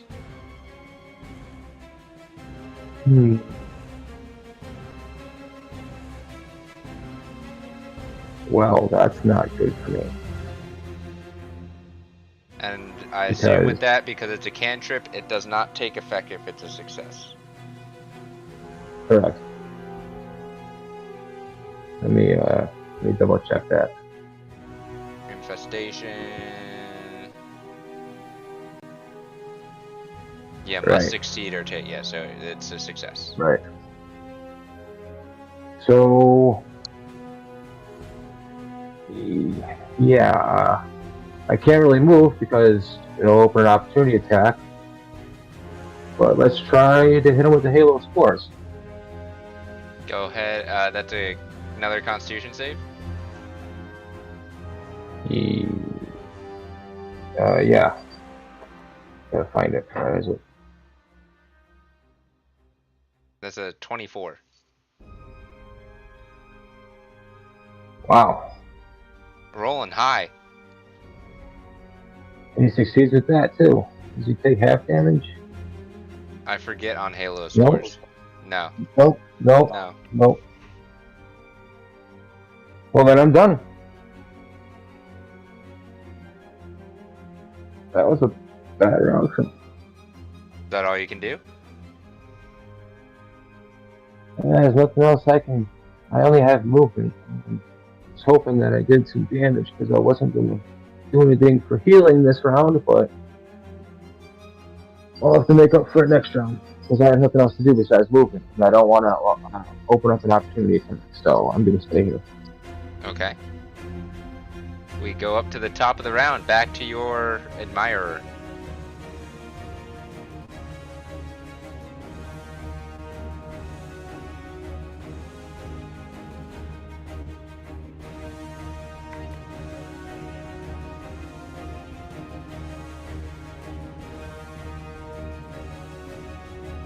So you see this charge of energy as a familiar dark greenish purple energy start to leave her hands. Does a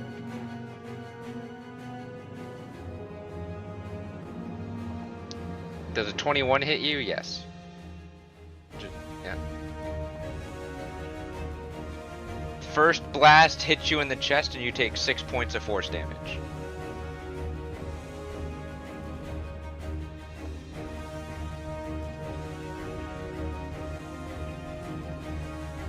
The first blast hits you, and because you're in the air, you kind of shift a little bit, and as she launches her second blast where you used to be, it just whizzes past your ear and misses.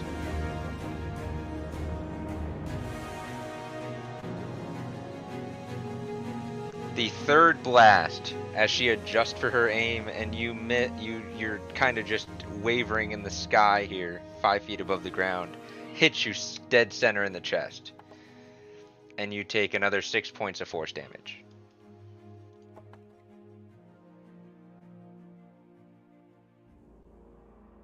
That blast also rocks you, and the fourth and final blast whizzes past your other ear as it misses.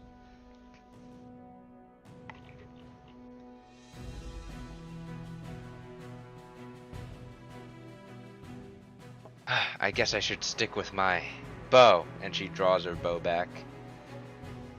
A 30 hits.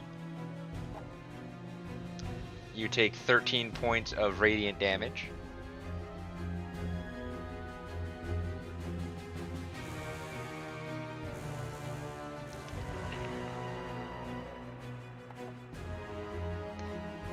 And a 24, which also hits as a second radiant arrow comes launching at you.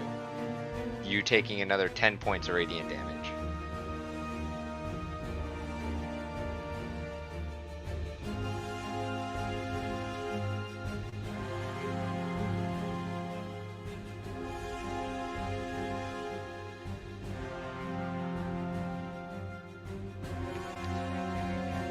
I'm just gonna stand very still because I like this spot, but I'm gonna concede to my little guy, my friend here. I hope my little friend isn't bothering you.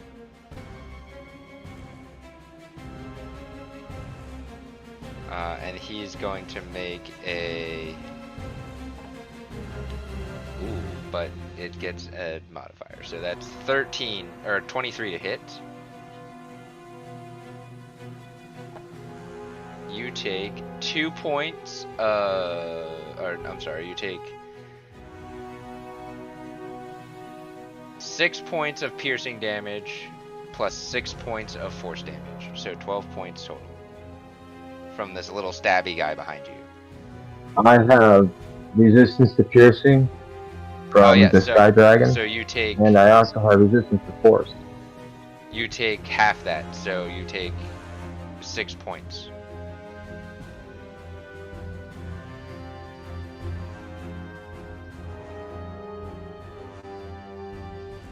So. And Okay. That's it. Your turn, Pen. Okay.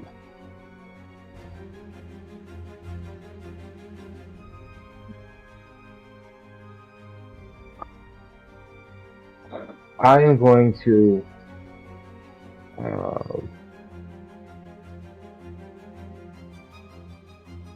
let's see here. As an action, I'm going to disengage the foe creature. Okay. You are disengaged. I'm going to move forward. Okay. Closer to actually. Yep. How much movement do I have? I have that was about 15 feet, right? That was about 10 feet. Yeah, that was about. Let me see. You were here. That was about 10 feet of movement, so you have 10 feet left. Okay, so then right there. Yep.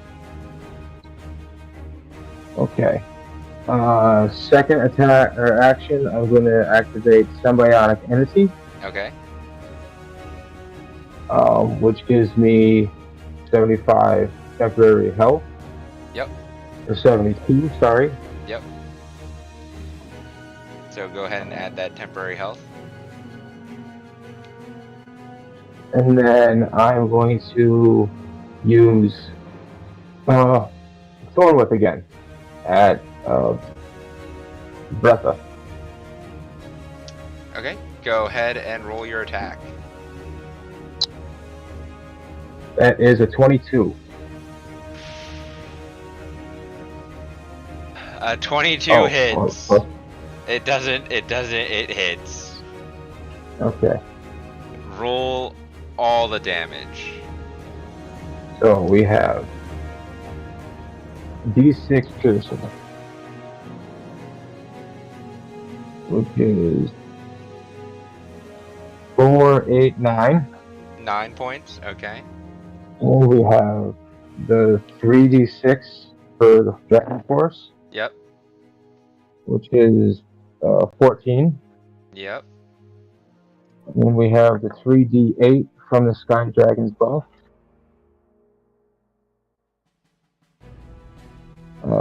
8, 5, that's 13. And then 7, so that's 20. Ah. That one hurt. And my Symbiotic Entity, because that's a melee attack, so then I add an additional d6 damage. Go ahead. 4. Okay. And then drag 10 feet through the spike growth. Yep.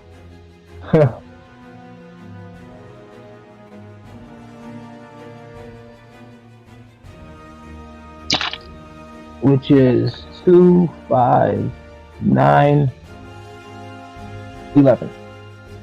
Okay. Man, you really just want me close to you.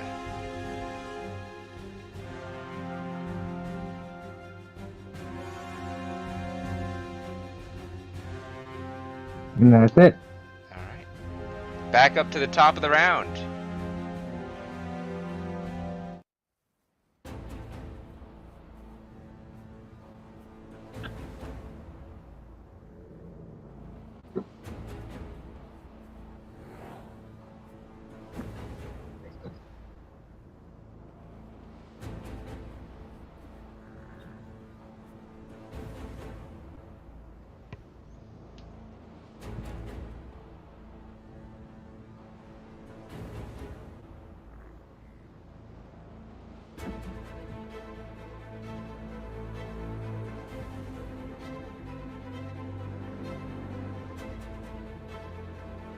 You want to do that one?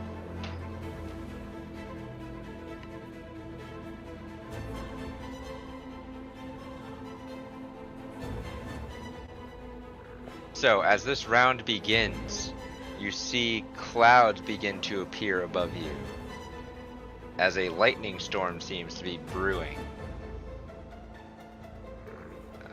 in a 60-foot so AoE size 60 foot is gonna be that circle.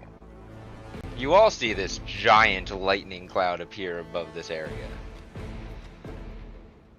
and unfortunately you do recognize it. You do recognize it indeed. You need to make a dexterity saving throw.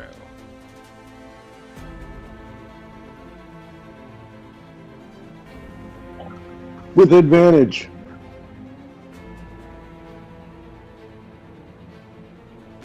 $13. That's with advantage?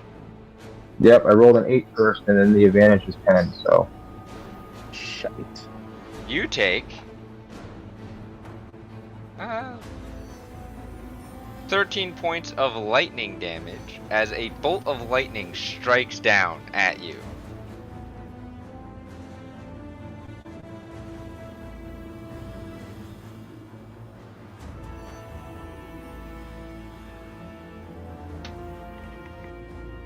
Be careful, Pen, it's getting dangerous! And I shove like whatever food I'm eating in my mouth.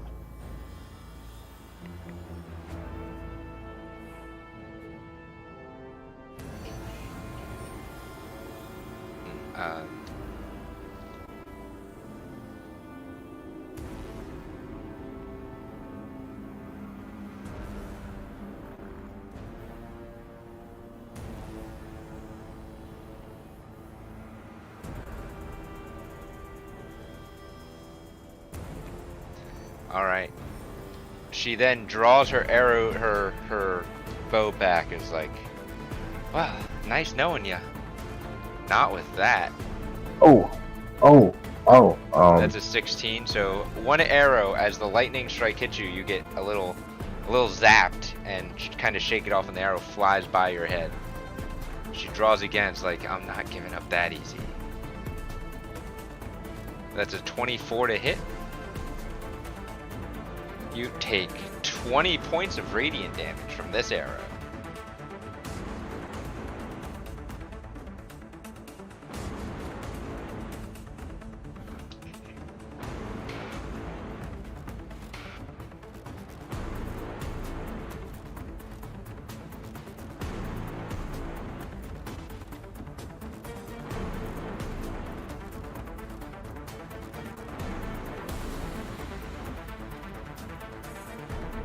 You see this familiar surge of energy within her hit as she's like, I'm not quite done yet, and she draws another arrow back for a 26 to hit.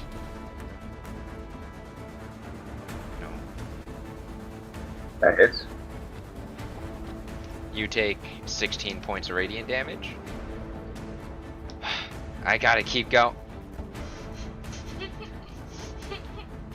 It's a natural one, it automatically misses. I gotta keep going! And she pulls the arrow back and sneezes as the lightning kicked up some pollen, causing her to miss entirely as the arrow gets shot straight up into the cloud.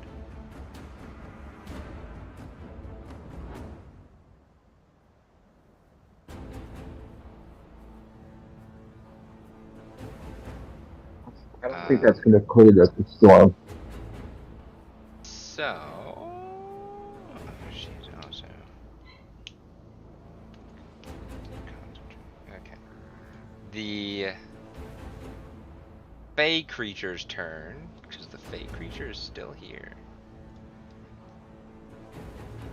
The Fey creature is going to use its bonus action to teleport. Whoosh, whoosh, teleports underneath you, Pen, and makes its attack.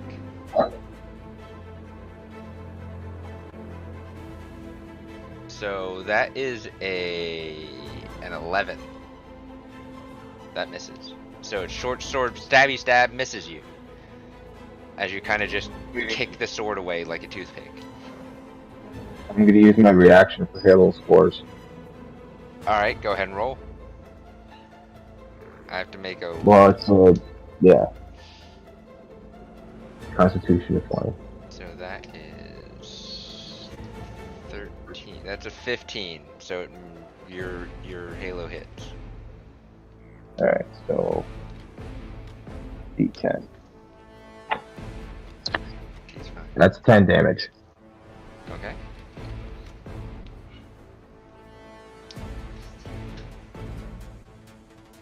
The Halo Spores hits, and the fake creature takes some damage, but is still alive. And since that's max damage, I roll a healing. Yes. Sweet.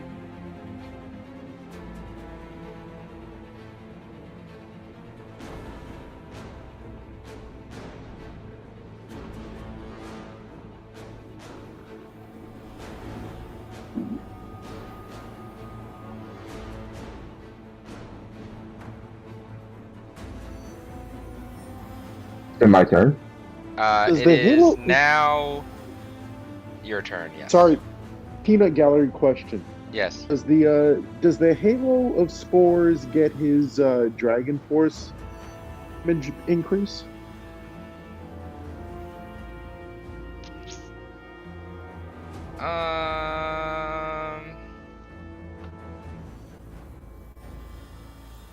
When you make an attack,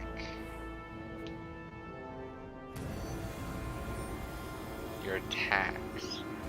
Halo of Spores is not an attack. So no. Halo Okay, of Spores is thank a you. reaction. Understood. But yes, Pen, it is your turn.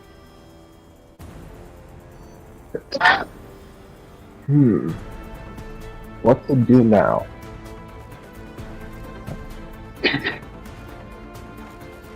Well,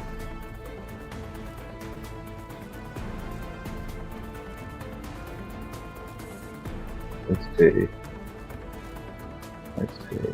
I'm going to my greater healing potion, correct? Yes, you Versus have a greater greater healing potion. Greater healing potion in 4d4 plus 4. Correct.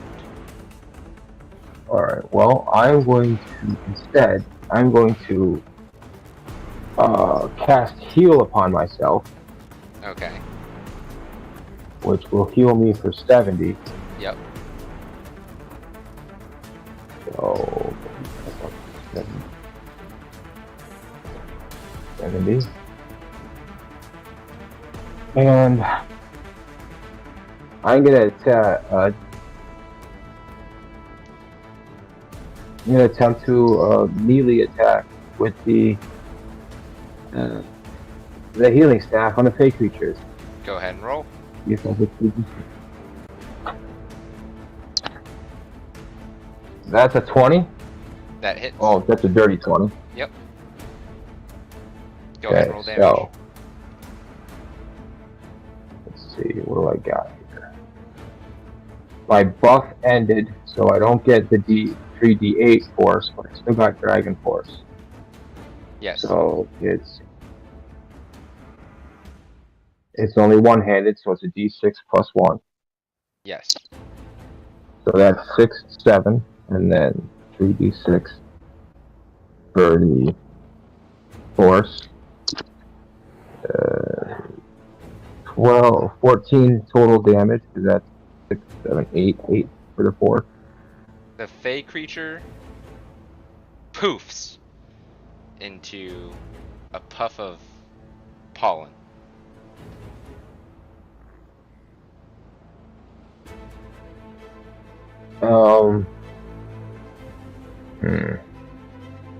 I can't follow up with a 2-weapon fighting because I'd have right? Because she's not in range. Correct. Since I have to move to her, I couldn't follow up with that. It has to be like without It's meant movement, to right? be a strike. Right. So if she was closer, then. Correct. All right. Well, then I guess I'll just pull her closer and hit her with another storm whip. All right, go ahead and make your attack.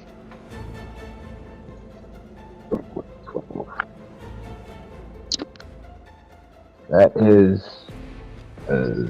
16 plus 12, so that's a 28. That definitely hits. Alright, so.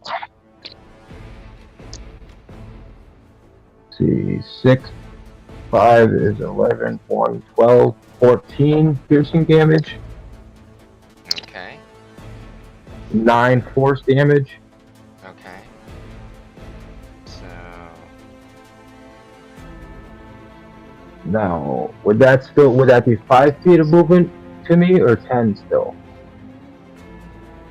That pulls her as close as possible, but she has to make a concentration check. Let's see.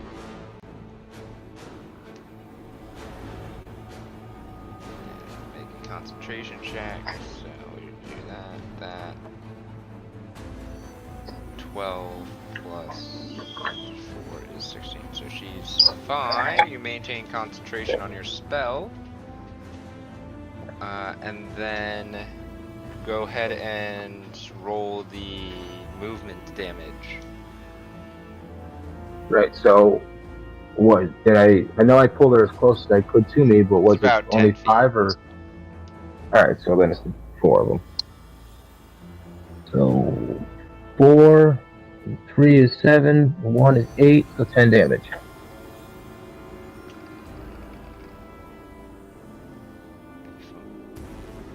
Since she got closer to me, I'm going to hit her with the Halo of Spores too. Alright, so let's make another constitution check. That is 8 plus 4 is 12. That passes. Go ahead and roll your Halo Spores. She needs to make. What does Halo Spores use? It's a con of 20. What's the action? If it succeeds, the reaction. You can't use a reaction because she didn't attack you. The reaction is when moving within 10 feet of me. Okay. So Constitution. Or starts its turn there. So Is it 7? That's 11. So she fails it with an 11. 6 necrotic damage. Or wait, sorry, 9. Sorry.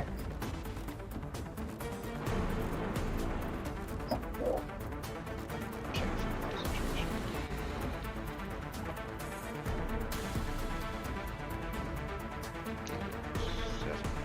Still maintaining concentration. Barely, but you're still maintaining concentration. Is that all you're doing? That's it. Alright, we go back to you.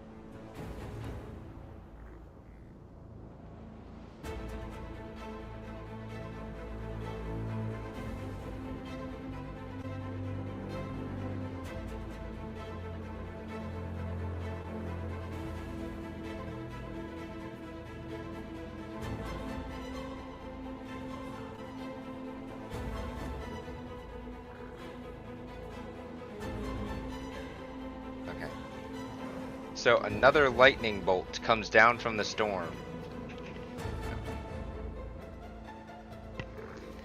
Pen, I need you to make another dexterity saving throw. And you do still have advantage.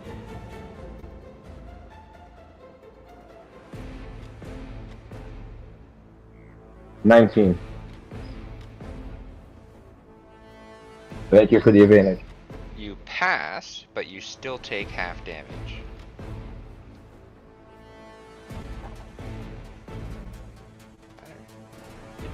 You would take 27 points of lightning damage. Cut in half is 13.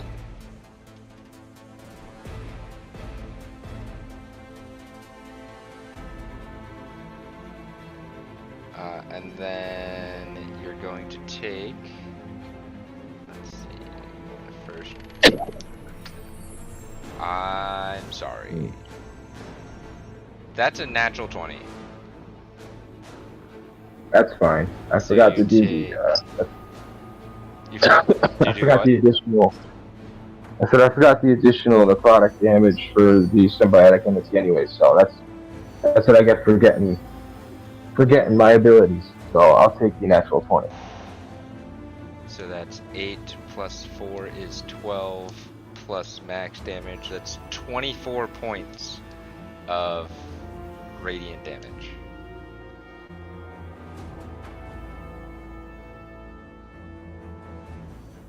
Your health isn't going down on my end. It is there though. Okay. Second attack.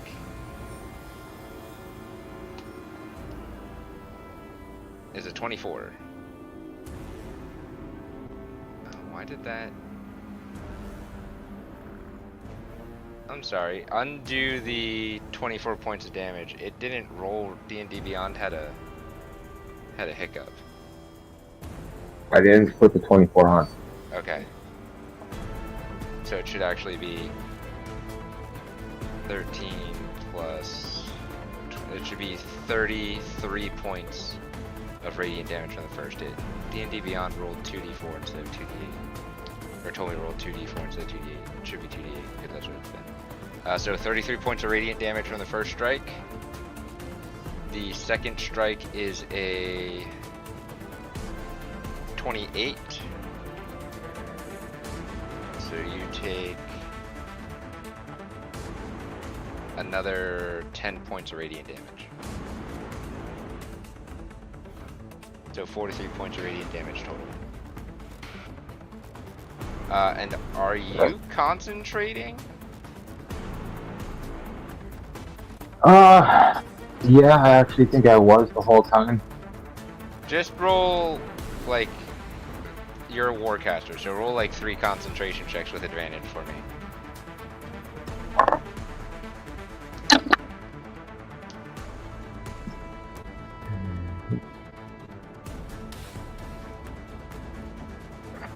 Well, that one's a 15. Okay, That one's a natural 20. okay. And that one's a 13. A 13? Sorry, 14. 14? 14.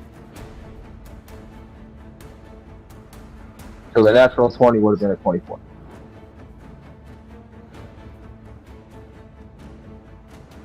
You would lose concentration on your last check. Because you just took, you would have, yeah. You lose concentration on your last check. So your thing disappears. Yeah. Yeah. But I realized that when you said she was concentrating. I'm like, wait, oh, crap.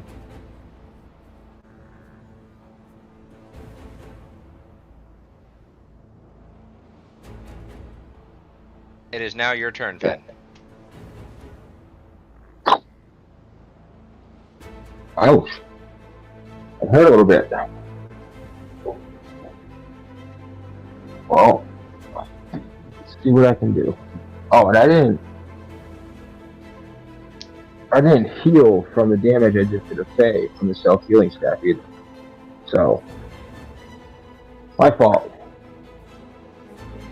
You But did, I'm like, gonna do it again anyway. You did, So I'm still in Dragon Force.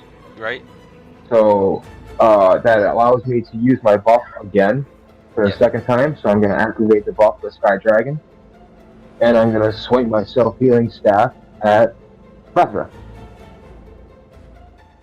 Okay. Go ahead and swing your staff. She is going to do a reaction. That is a 19. Okay. Is that with your plus d6?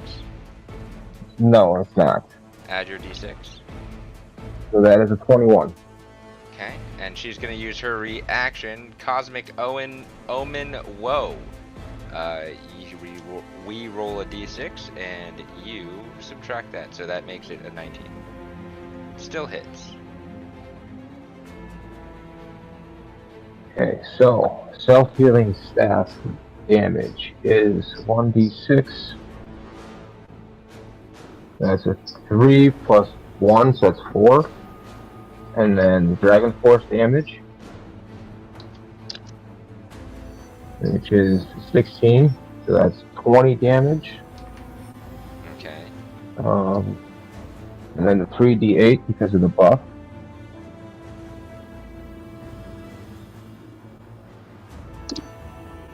Which is 10. Oh. Actually, I've been doing that wrong. That attack actually misses. Really? She is hasted. Oh, okay. And Oh. I forgot she was hasted. Oh. Okay. Well, then it misses. And then, okay. But yeah, so that attack does miss. Okay. Well, then I will. I'll cast Infestation again. For On that's her. the con save. Con of 20. Yes. That is a 25.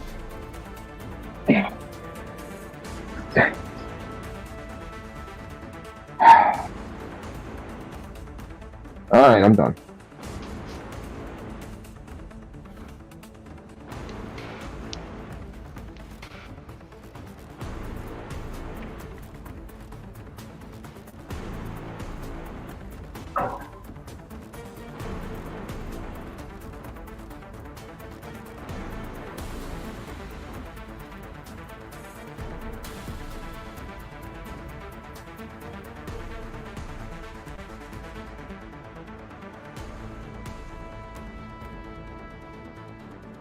Alright. Well, I don't like being this close, you know. I'm not effective this close. So, bye! And she takes the bonus action disengage from haste. And we move over here. Then, she's like, that's much better. Now I can draw my bow with more room.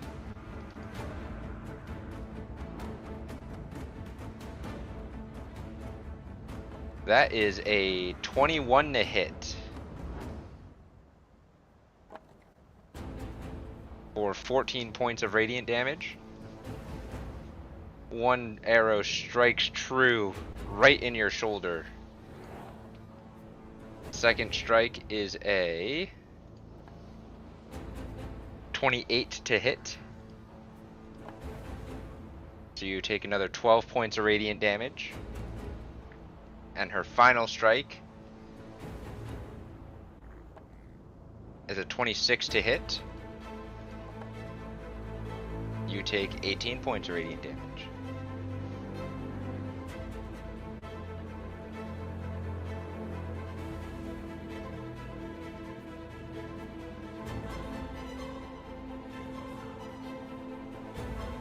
What was that last one damage?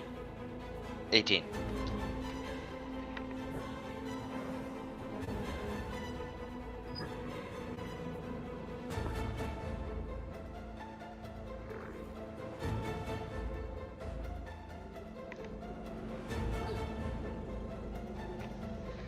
That was, whew, this is pretty close. I guess I'll concede to you. It's your turn.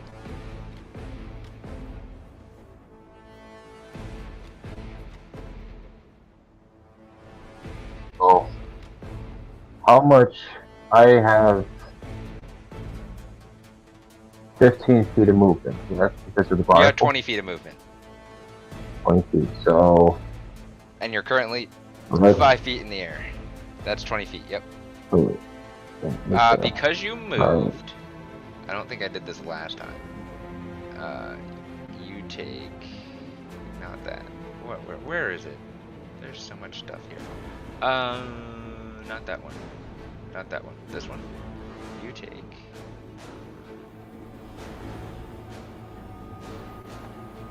Six points of piercing damage as the brambles around your body.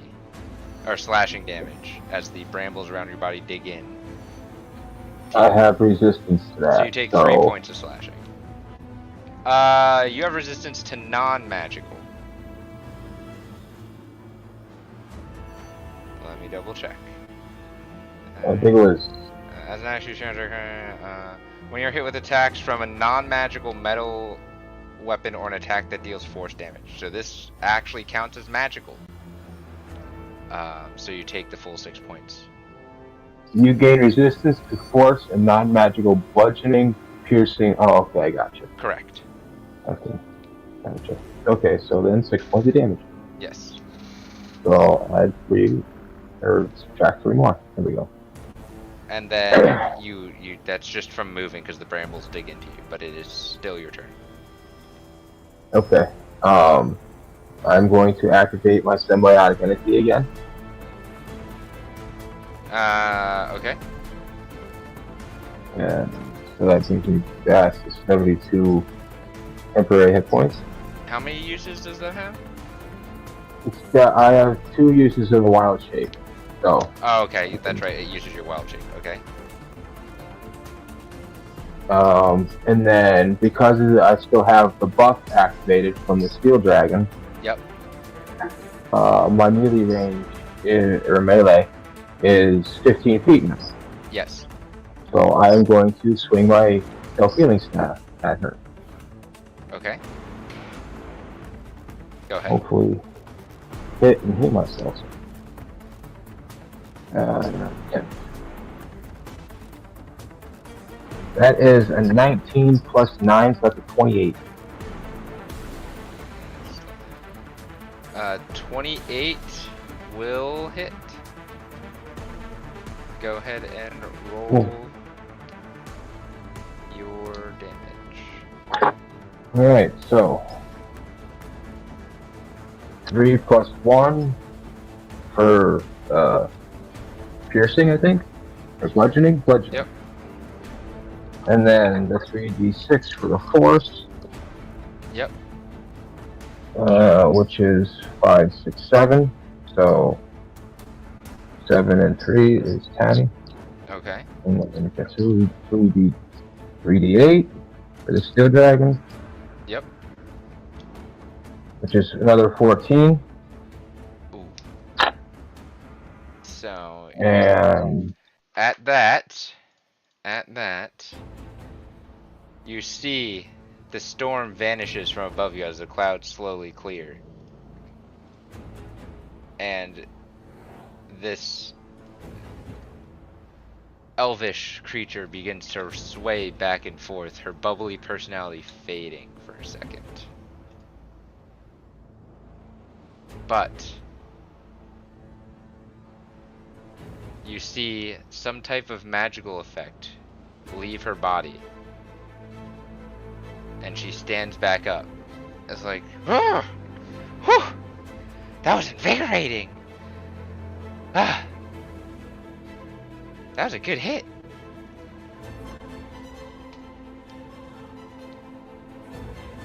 thank you. She's still up.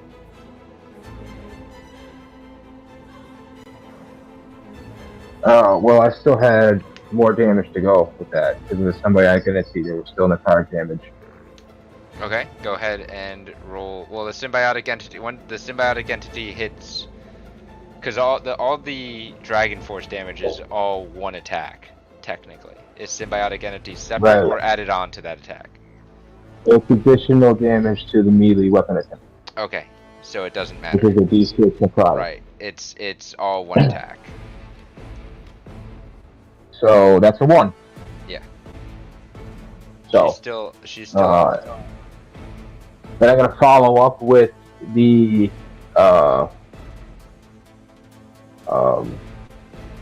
Baba Yaga's pestle. Alright, go ahead and roll.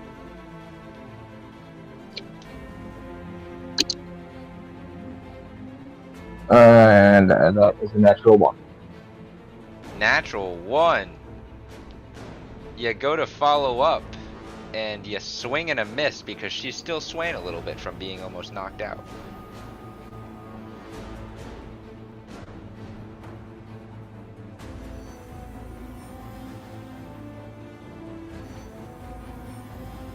And that's it. And my turn. Alright. We go up to her turn.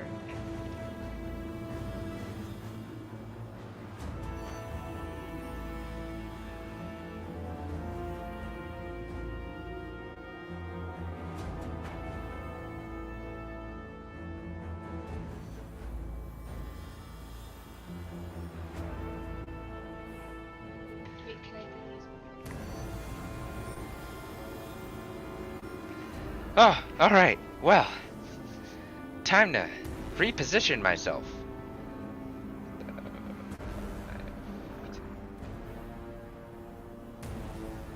She's gonna move over there. We're gonna do that. That is 1d10 plus 8. So she gets that back. And then we do. Did she move anywhere within a 10-foot bubble around me? No, she moved away from you. Right, but she had to go like around me or whatever. Or Yes, she went around you. was she then anywhere in the range of my handless force? She was about 15 feet away from you when she moved. So as long as her path was nowhere within 10 feet of me, then she's fine. 8. So that's 2 potions. So 8.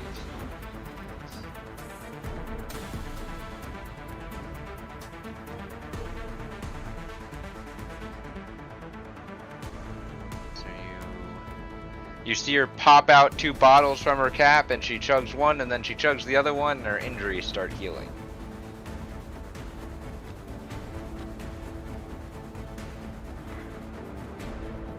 Ah, alright. Bring it on, Shiny. It's your turn, Pen.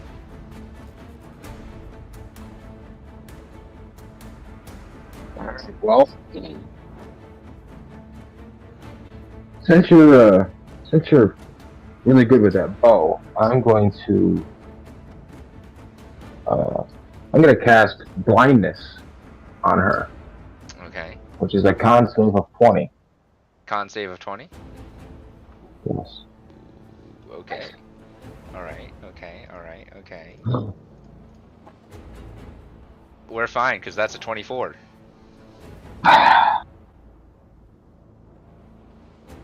Alright, well, I'm going to follow up with another con save, because then I'm going to cast Blight. Ooh! Ooh! Okay. Alright, okay. It's fine. We're fine. Everything's fine. I don't like Blight. Oh, that's not as good. That's a 16.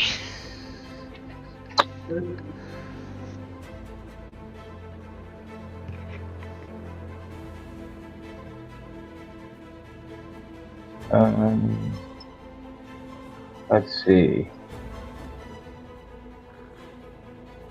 Where is the damage? No, there it is. 8th level. 12d8. I don't have 12d8, so I'm going to roll it digitally.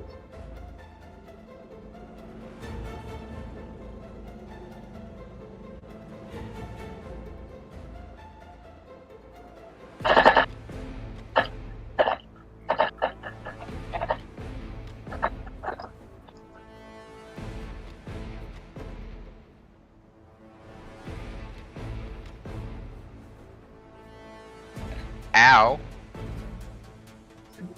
Ow. Okay. 47 points of damage.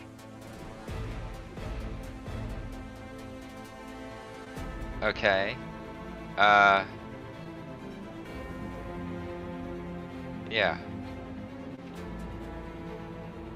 Let me check one thing here. One thing. Just one thing. You see, as the blight, as your necrotic energy leaves your hands and you shoot this dark green purplish energy at her that is surrounded by dead vines. It hits. It makes purchase. She starts to sway again.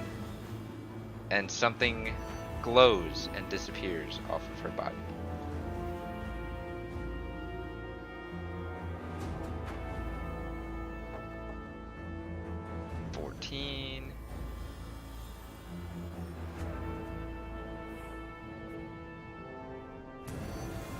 And she is still standing.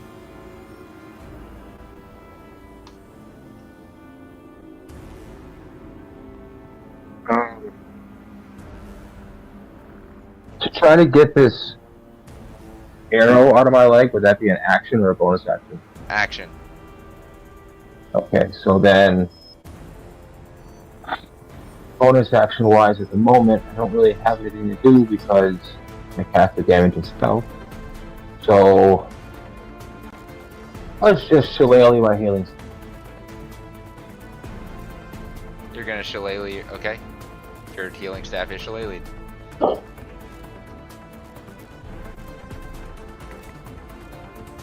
That's it.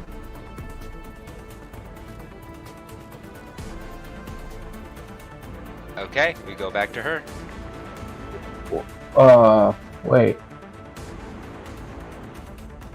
Does it require an action for me to do by spreading spores? To do what? Spreading spores. It says while you're in your symbiotic entity, you can hurl your spores up to 30 feet away. They will swirl in a 10-foot cube for 1 minute.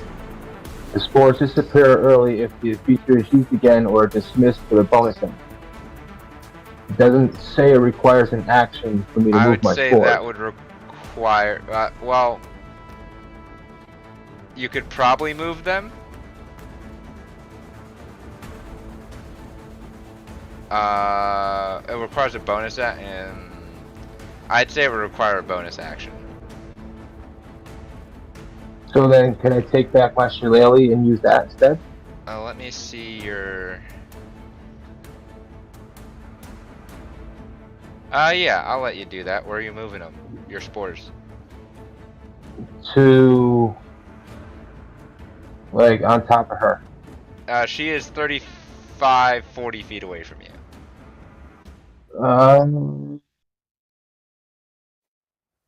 Like, you can go in those cubes there.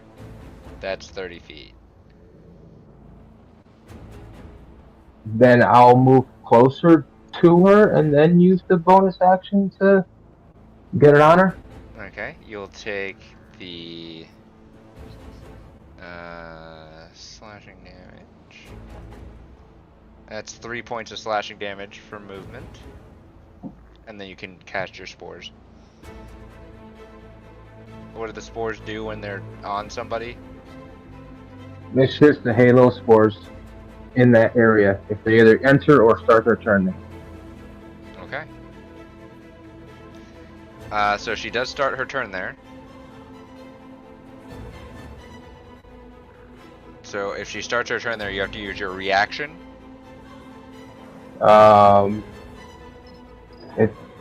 See, whenever a creature moves into the cube or starts its turn there, the creature takes halo of 4 damage, unless it succeeds in a Constitution saving throw. And but since I can't use my reactions to halo of spores around me because it's not around me, so it doesn't count as a reaction. It just gotcha. It's an AOE. That's up to you. Yeah. So that's a 20. She passes the con save. Okay. Barely, but she passes.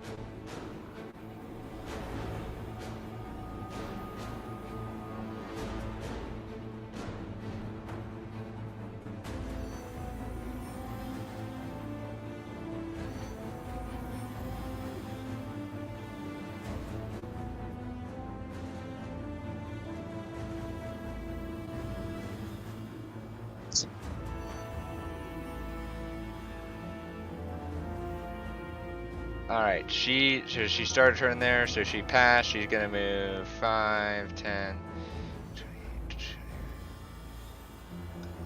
She's gonna move there to the edge of the circle. And we're gonna spend 2 sorcery points. And we're just going to...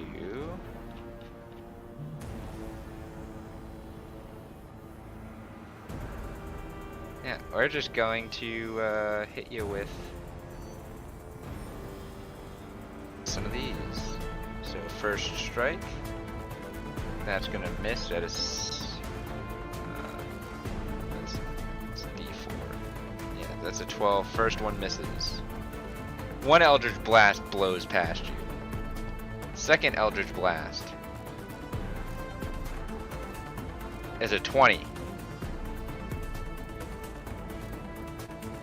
That does hit you, yes? Yes. You take 1 point of damage. Take 1 point of force damage. Your resistance doesn't affect the 1 point because it's 1 point. Ouch. Second strike, or third strike, I should say, is a 9. Fourth strike is a 15. You're at 16 because you're dual wielding. Then it gets, as each of these strikes are coming at you, you see a shadow of the strikes also coming at you as it is twinned and copied.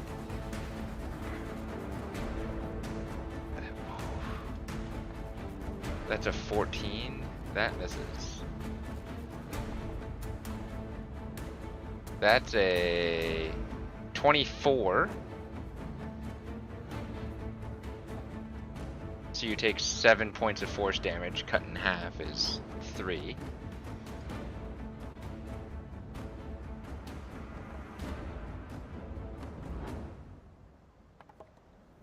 That's a 27. You take 10 points of force damage cut in half, which is 5.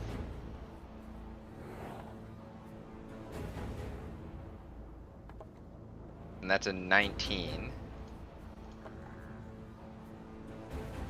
You take 25, or you take 6 points of force damage, which is reduced to 3.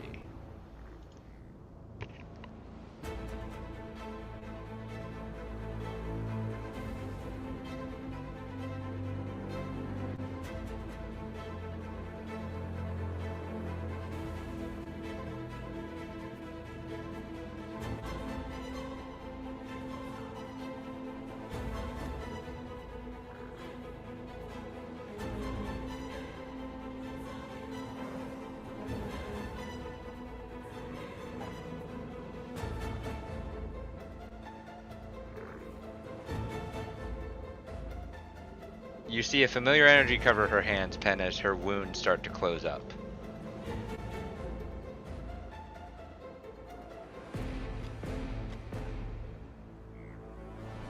And then she draws her bow back.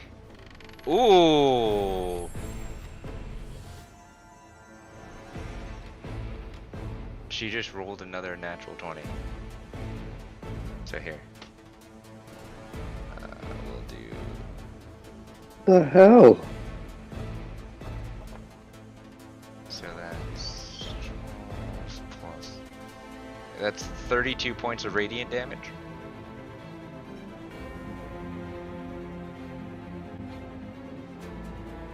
I am immune to crits.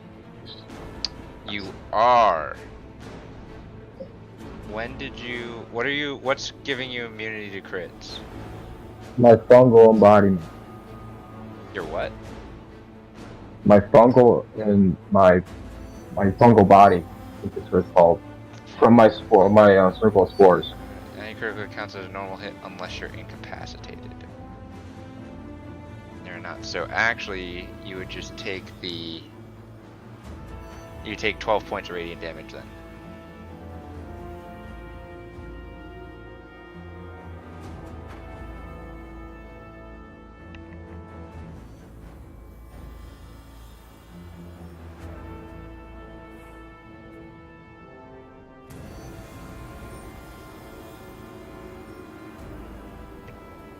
Your turn, Pen.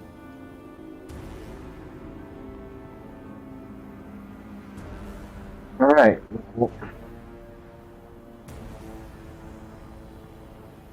I am going to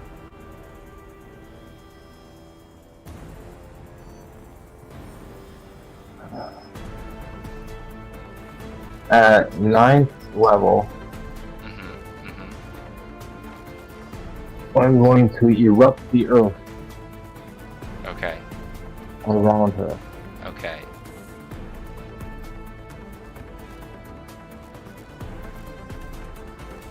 What is that? Erupt earth is a dex phase of 20. Okay.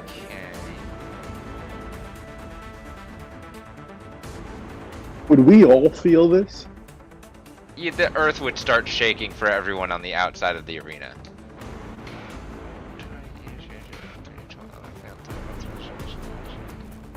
Okay, so we're gonna make the dex save, which is also +4.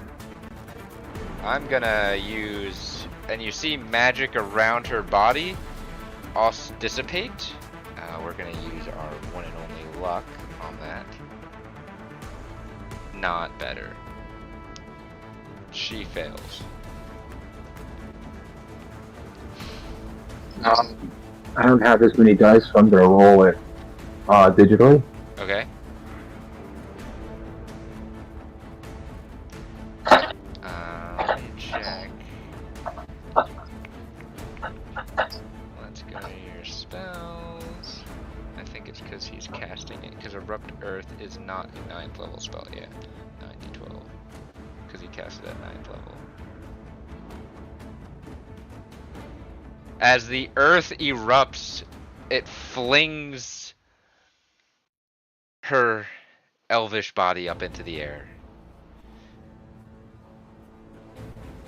About 10 feet in the air. And she comes back down to earth. And she's out. She's done. Pen, Woo! you are the winner. Woo! Oh, that was Arms in the air. Go that was a sweet Pen! finish. Go Pen! Mages come rushing onto the field. You each get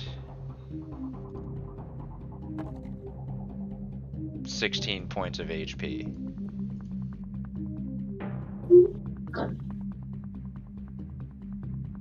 As she comes to, she's just like, oh, well, that's why you're the best. And she's a little dizzy, a little gone. She just flew 15 feet in the air and got dropped down. I'm going to cast heal upon her. Heal? At 7th level. At 7th level, healing her for 80. Oh, whoa! Well, thank you. Thank you very much. Thank you. That was actually quite fun.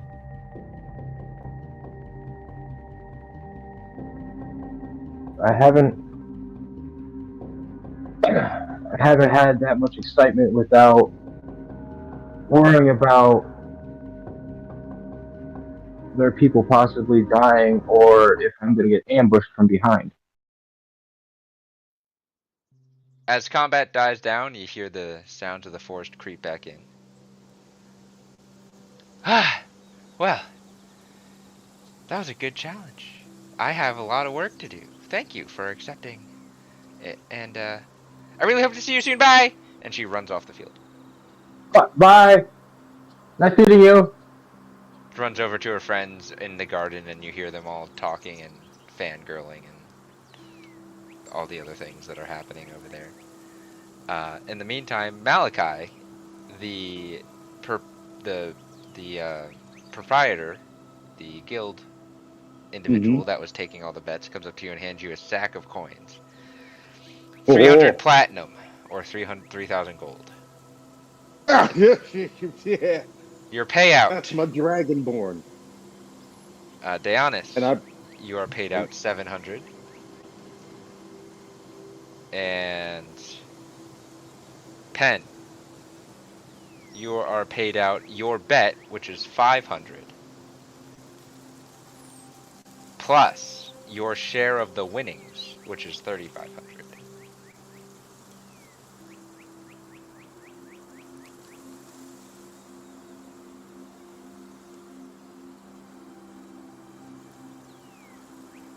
Well done, Pen.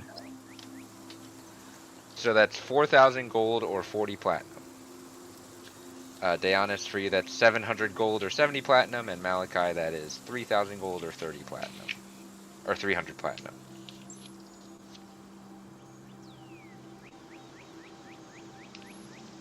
you're my boy, Pen. Ooh. This was an early morning battle. You guys woke up at about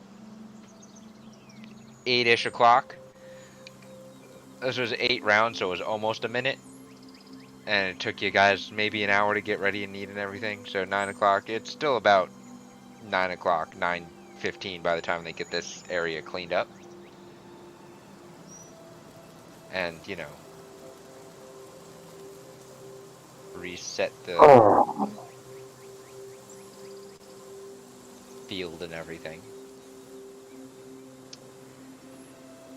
Dianus, you still see a hooded figure across the way, just kind of sitting in the low light. They're looking intently at you. Ace, you still feel the eyes of someone watching you closely as well.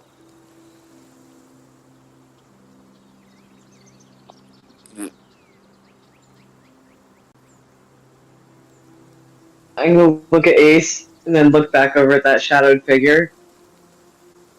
And I'm gonna give him the finger. You're here. Are you doing the same thing, Ace? I made fart noises in the direction. Okay, well, Dianus, just make a charisma check for me. Ace, make a performance check. Okay. I need 1 second. I walked away.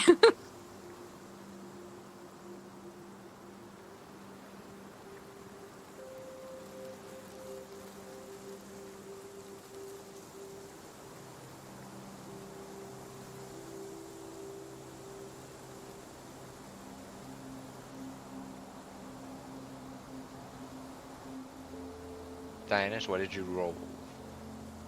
I got a 19. Okay.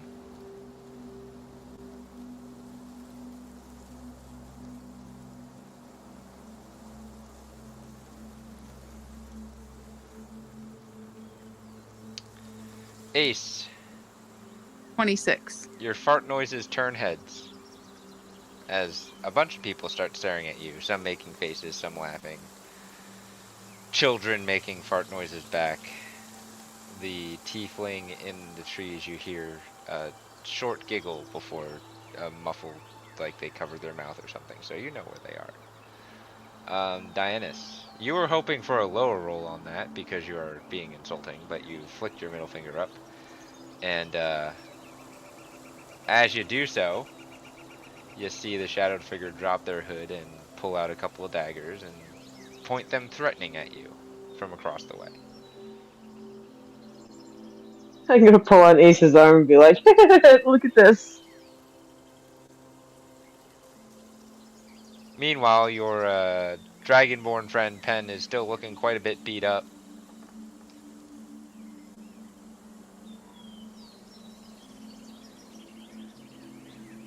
Clearly, I'm they know what gonna they're dealing with. pull out that greater healing potion that Malachi gave me.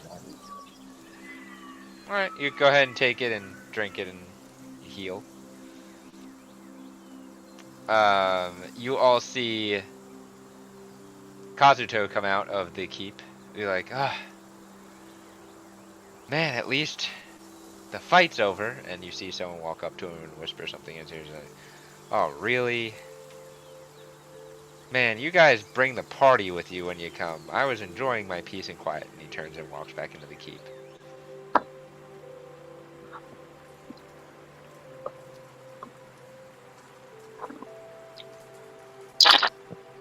If I knew we were having a party, I would have baked.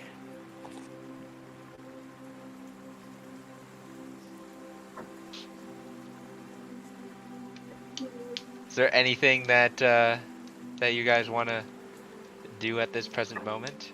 You all do see Dianus being threatening and getting threatened, and Oh yeah, Ace I'm looking at making both fart Ace noises. and I look at both Ace and Dionysus. I'm like, which one of you are next? And I'm just grinning. We aren't particularly interested in fighting for fun. It's not really for fun. It's out of respect. Look at it as training, as in like they're dueling their mentor. Somehow, I don't think that she finds me to be some kind of idol. Well, she is a warlock, so you are the only warlock that I have met so far that isn't really that dark. You mean You evil? are more on the not not really. Not all warlocks are evil. I mean, a lot of people think that. But they're usually just down.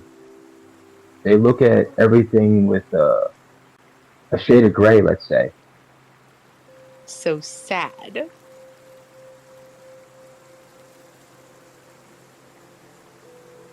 Well, except for you. Come one, come all, see the world's least depressed warlock.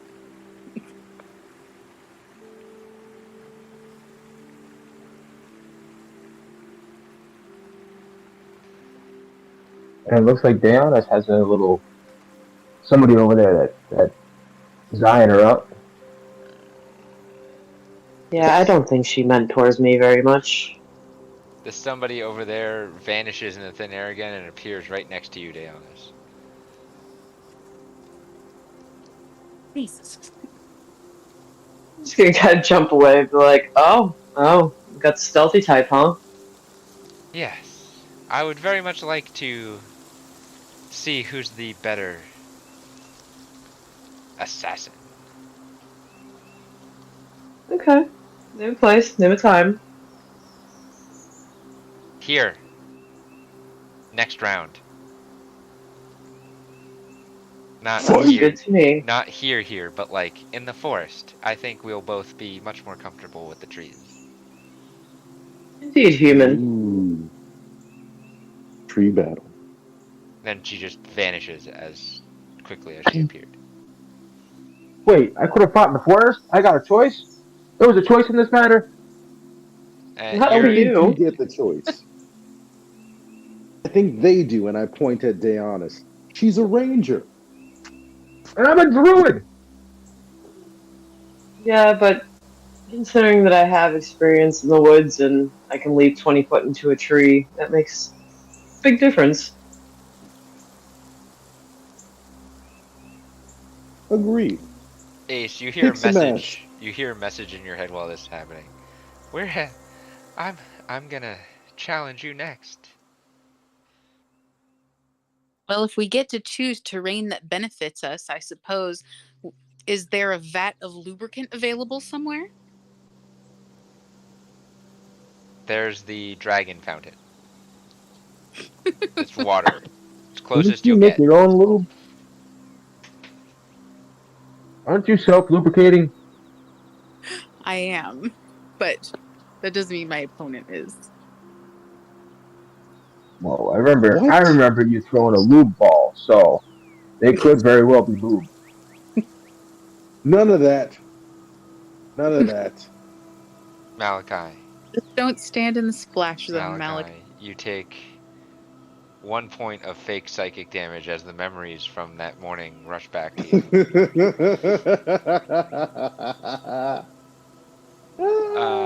Two of your party members have been challenged to upcoming duels. As Malachi and Penn, you wait for equipment to be worked on, and you all ponder what lies ahead of you in this brief reprieve and test of skill and strength. But that is a tale for another time. We are going to end tonight's episode there. Everybody, thank you for joining in and listening and keeping up with the shenanigans of the legendary Misfits. That Same spellbook proof. same time and same place next week. We shall see you all there. Please do not miss the duels between the intrepid ranger and the stealthy assassin, and both very eccentric warlocks. I know who my money's going to be on. Always bet on Hope the you enjoyed Misfits. tonight's duel. You always bet on both. Hedge It your was bet. like it was like a 70-30 split. Like 70 on Penn, 30 on the backup. So at least I don't come away completely. On the backup. With 70% confidence. It was 70% confidence. Bye, everyone. Good night, everybody. Night.